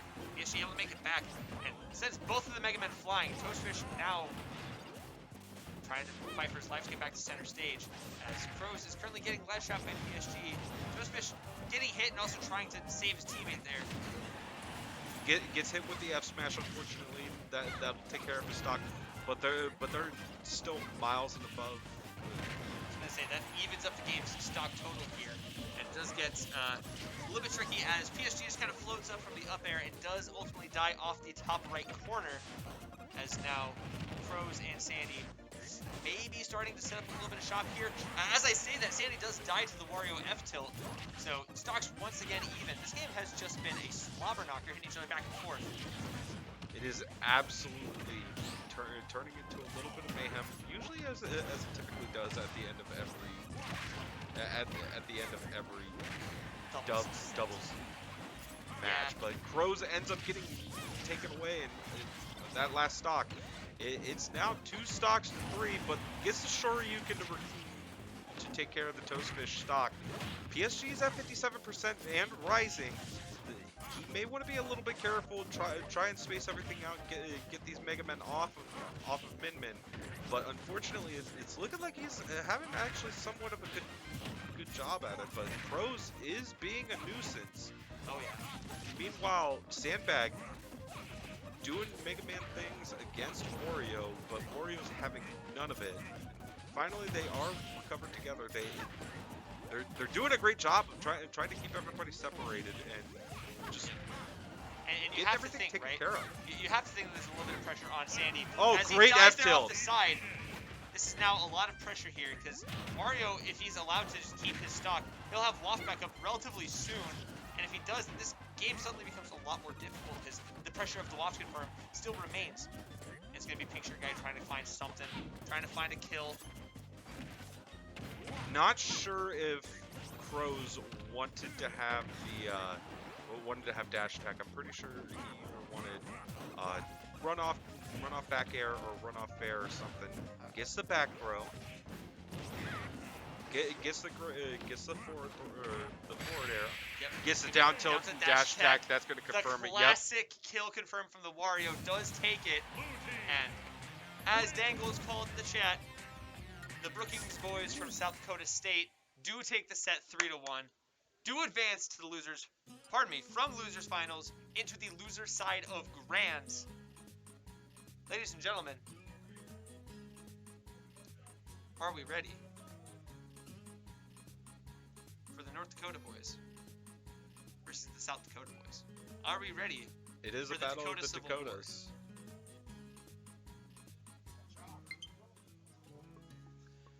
Toast and Pink Shirt Guy taking their claim as the best team out of South Dakota against, let's be real, probably the best team from North Dakota. Absolutely. Mastro and Level World. Absolutely. You know, this is just two teams that both of these teams are ranked in their respective regions. Yep. If you're just looking at the number by the name, you see 1 and 3 versus, was it 4 and 9? I was gonna say Toastfish was ranked, but I couldn't remember if he was ranked 9 or 10. You know, I'm of the opinion that he could have been seeded, should have been ranked a little bit higher with the season that he had, the wins that he had. Yep. You know, the argument can be made. PRs are always tricky to decide around that season, but that's not really representative of these teams' skills as teams, right? Both these teams just play against each other so much that they know what each other wants to do. He was 7? He is 7. Nice. Yep, so 4 and 7, 38, X 9, Conroe. That's what it was. Let's go Hags. Battle. Let's go Hags. Wario. These two teams are just very intelligent when it comes to Min Min. what it is that they want to do as a team, as a collective unit. And that's what works so well about them. Is that when we were playing against New Smash follower, or Level World, Lima as we mentioned Master earlier, Chef. and they just are on the same wavelength. They have the same brain cell that they're sharing back and forth. And as we've been watching them make this losers run, Toastfish and Pink Shirt Guy have been doing a similar thing where they just both understand what their partner wants to go for, seemingly at all times. So, Well, we'll see if they can be able to take advantage of that and be able to carry that positioning over into grand finals. The green team from North Dakota, clearly the best skinned inkling in the game, in my opinion. it's kind of raw. Versus the blue team from Toastfish and Pink Shirt Guy, doing a great North Dakota is doing a fantastic job of trying to be able to just keep them apart and just do whatever they damn well please. Tried to get the spike hitbox, but unfortunately could not. But got the positioning. Lots of chaos at the ledge here. Oh yeah, this is 4 characters that like the ledge. This is 4 characters that enjoy playing with you at the ledge and making sure you don't get a chance to play the game. It's kind of a rough spot for a lot of these characters. And Mastro, as we reset to proper neutral, Mastro is going to be changing to the Charizard here. Excellent DI to survive the half walk. And yeah, right now, able to use the armor to get through the mid-mid potential edge guard. There we go. They're split apart. Unfortunately, gets the up smash on Min, so that is taken care of. Unfortunately, Toastfish could not recover, so it is officially 4 stocks to 6. We want to see where Toastfish and PSG can be able to take advantage of to this, but right now, Level World and Mastro ends up taking PSG out with the suicide. I cannot front. That was kind of raw. That was just knowing that I'm going to shatter this boy's mental, and I don't care what happens to me in the process. That was absolutely incredible. Yeah, that was the time. This is gonna be Toastfish just trying to get some kind of an upper ladder on the Squirtle. Switches to the Ivysaur. It's just a lot would say the better Pokemon here. And I think that in this situation especially, it's just going to be, oh, gets the Vine Whip confirmed. Able to do that, and that's just disgusting as hell. And oh my goodness gracious. Yeah, this game just got very tricky and disgusting. And yeah, Master's good at the game, and he also plays a disgusting character. And it's a combination of you're not going to have fun, because I'm going to outplayer you, and I'm going to read everything you want to do, and my teammate is also really good at the game, so even though you're a really good player, you're just gonna kind of get bodied. And yeah, from anywhere you can get hit and die. Oh my goodness. It's silly. Oh, almost had the roar, but unfortunately just chilling under the ledge for no reason, literally under the stage. Press the buttons, gets back with Charizard in time to up smash. Absolutely silly. What do you do? What do you do about that? That's just been a time. Honestly, not a lot. There's honestly not a lot that you could be able to do about that. No, and that feels like one of those things where this is a test of your mental willpower, right? Are you mentally strong enough to be able to come back from that? Pokemon Trainer. Well, we'll be able to find out if they do have that mental willpower to be able to come back from that. This is now game 2. Remember, Toastfish and Pink Shirt Guy have to reset the bracket. They have to win six games to win the entire bracket. Yes. Meanwhile, Mastro and Level World are up 1 game. All they got to do is win 3 games. Yep, they just need 2 more, and already currently starting this game off pretty strong. As I say that, they do get caught a little bit, kind of separating into their own separate 1v1s here. Not a bad way to play the game against this composition, especially when you're able to get the follow-ups like that. Just make the team calls to be able to help each other out. Level World definitely looking for definitely looking for a. Ooh, that's going to be an early stock taken. Nicely played by Toastfish. Great. That was a great down air to definitely be able to get rid of the jump and everything. Toastfish and PSG kind of off to a good start here, where Level World and Mastro kind of rough, and gets tech chased with the back air. It's now 6 stocks to 4 in favor of Toastfish and Pink Shirt Guy. So we were talking a little bit about how this is going to be a test of the mental. I think the mental's just fine. Oh, wow. I think the mental is fine. They're not showing any signs of being... There. Oh, Mastro ended up getting, Level World, excuse me, ended up getting a spike, or not a spike, a stage spike on Toastfish. That's still a full 2-stock lead coming out from the South Dakota boys. And decides to pop a wheelie real quick as they're riding across the town and city. Now that feels like a song title. But Probably is something. yeah, I would imagine. Yeah, going down another stock, hits the Inkling off the ledge. Still 2 stocks to 4. Still a very good position. Almost gets the walk. Almost gets the wall. Almost got that forward smash. That was ambitious. I liked it. I liked that a lot. And currently just figuring out the button to press to try to kill the Inkling. Not making it easy at all. Level World is doing a good job of just pressing the right buttons. And Gets a jab to get off in the 1-2. Tries to wait for the command grab. Gets grabbed himself by PSG. the Ivysaur up some special, pardon me, cutting through the stage. Because I guess the Vine can do that. I don't get that. That's still alive, but F-Tilt takes care of it. Now, Level World and Mastro are actually kind of bringing this back. If they get one more stock up of PSG, we have an even game. Absolutely. This is... Oh, kills him with the nair! Unfortunately. At the very least, leads to the assist and the kill of the teammate. And this game just got very difficult now. You know, 1 stock left at 111.9%. Back air, maybe if they got the forward air. No, not gonna matter. That's just the dragon laser killing the big old dragon. And yeah, that is, the mental's fine. So now the question goes to Mastro and Level World. Can you guys have the mental fortitude to play that and play great? And Gavin, I love you. I do. I love my boy Gavin. I'm a break the fourth wall. I'm gonna address the chat. I don't give a damn. So it looks like we're gonna run it back to PS2. I like this stage for Toastfish and Pink Shirt Guy, just because Wario gets a lot off of a long platform, to be able to get a lot of nair strings into up airs and whatever.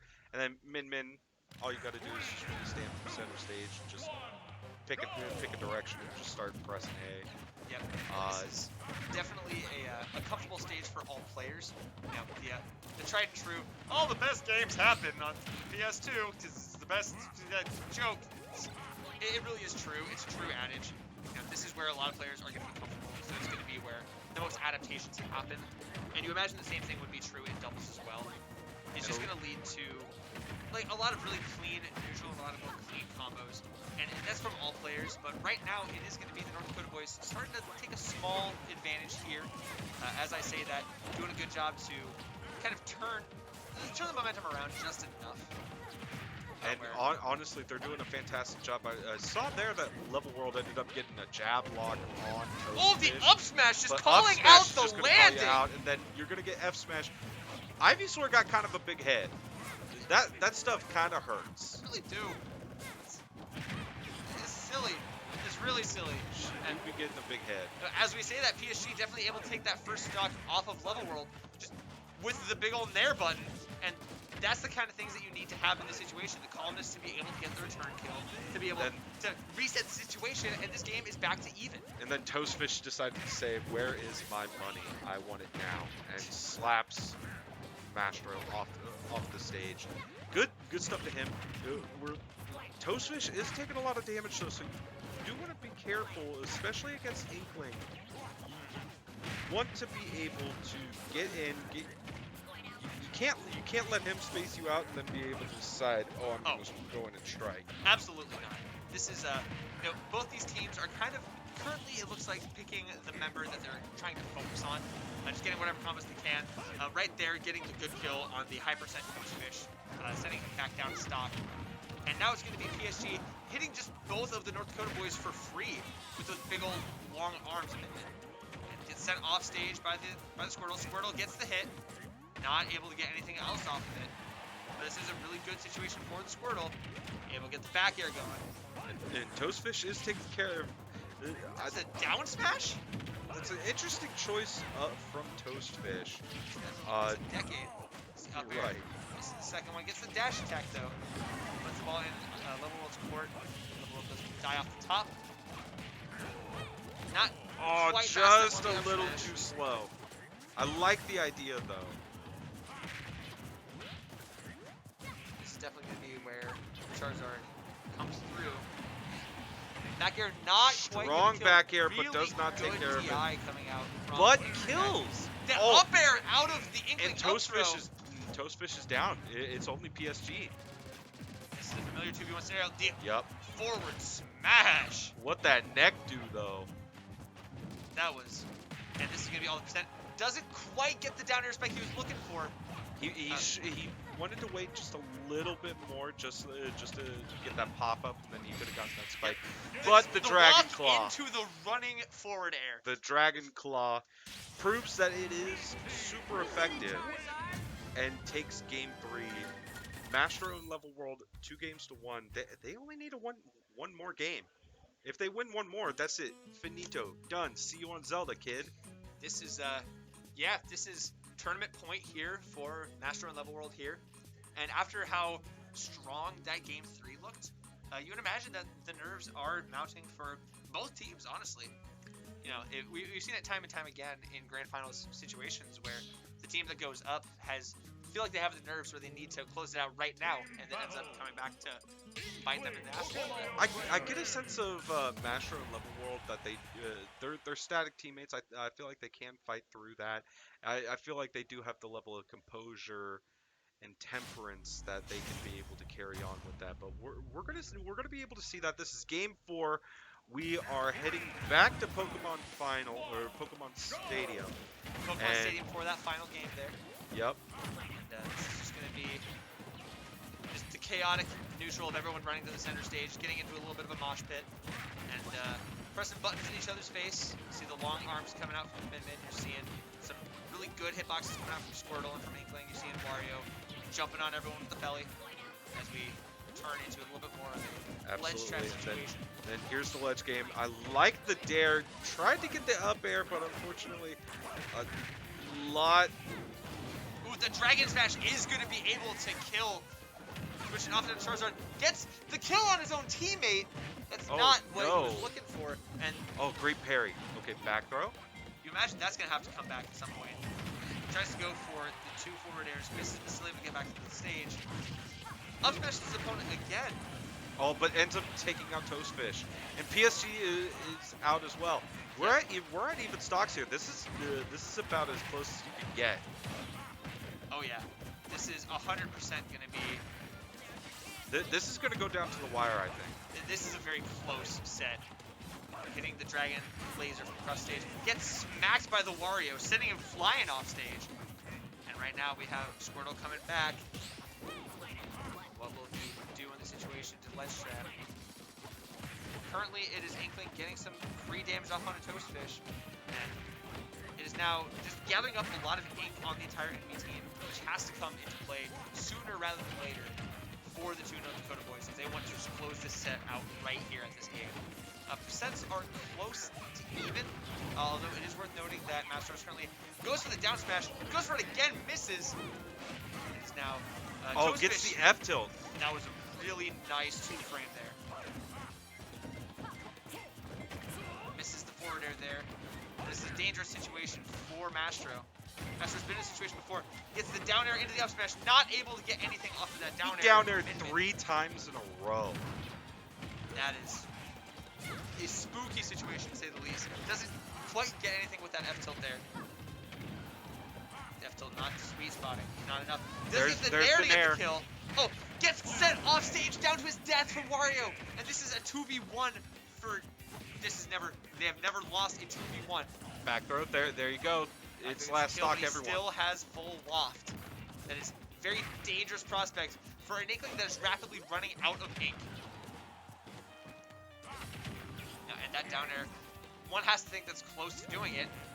Uppy stalls it out with the neutral B. That's so good. That's so smart. That was very intelligent decision making. Cool under pressure. Still stuck at the ledge though. The Min doing a good job of just keeping him there, not letting him move. And then the Megawatt will take it. The Yep. thing that kills it. They have still yet to lose a 2v1. And we're going to game 5 here in the first set of losers. That was actually just impressive. I mean, credit to Pink Shirt Guy and Toastfish. They were able to clutch it up and able to take advantage of the situation and force Mastro and Level World into making mistakes, and they were able to take advantage of it. So full props to Toastfish and Pink Shirt Guy. This is 100% becoming a very entertaining back and forth 5-game first set of grands. And now we are pushing ourselves to the wire here, seeing which team is ultimately better on this day. Who is the best team in the Dakotas? And here we go. We got Toastfish and Pink Shirt Guy again against Smash and Level World. We're going to Battlefield, which is a great stage for Pokemon Stadium, and honestly a pretty good stage for Inkling as well. It is an awesome stage for just Min, I would say too. Min does enjoy having extra levels, extra options to play on. As I say that, does get free ink from the Inkling jab there. Just a free quick 20, no big deal. Casually. And hopefully Level World's going to be able to get something off of that soon. But Toastfish is able to reset the situation, help the teammate out a little bit of line. Up smashing the Inkling there, getting them off him. And the jab coming out one more time. Without the jump, gonna have to use the Flare Blitz to get back. Does end up hitting Pink Shirt Guy. Hits the ledge, able to recover. But is currently sitting at a very high percent. And not quite able to get the Nair. Ooh. Oh, I don't think. I would have to think that up tilt was a misinput. Yeah, I'm thinking they were trying to buffer. They were trying to buffer up throw. But great. In that situation, able to get stocks from both teammates. And right now, we are currently sitting at 6 stocks to 4. Very high percent, so it's close to being an even game. But this Charizard just simply will not die. This Charizard is deciding that I'm not going to go anywhere. But honestly, this Charizard also trying to say, what that neck do? That is just some really good play with up air through the Shark and then just keeping the Min above him. Because that's where, Min kind of struggles. Like, we're talking, who plays horizontally, who plays vertically. Min almost exclusively plays horizontally. She has very poor getting down buttons. So keeping her juggled like that is a very strong way to play. Oh, gets got with the back air. And that puts Toastfish on his last stock here. Waft is not yet in play, and they're looking to go ahead and take that out now, force another stock take in this set.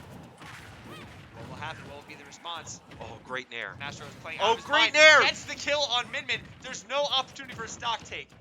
They have to use Waft now if they're going to. Oh no! Only gets They had the up smash confirmed ready with the roller, but unfortunately PSG was right there ready to close it out. It's 4 stocks to 2.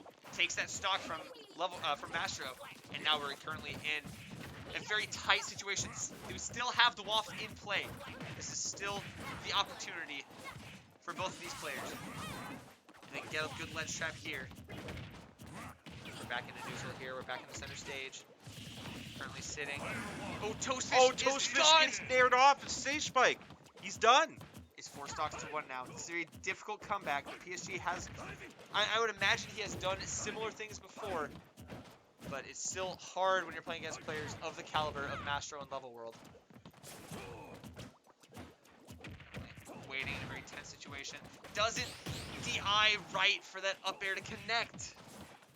And staying alive somehow in this game. Doing lots of team combos. Accidentally hits the forward air button. Not quite the one he's looking for. Just decides to down smash, and that's gonna take it. And decides, you know what, that's it. We're done here. And just like that, the best team in the Dakotas has been decided. Ladies and gentlemen, Give it up for Master on Level World. They played very good Smash Brothers all day long. in this Game doubles 5, they bracket. played out of their minds.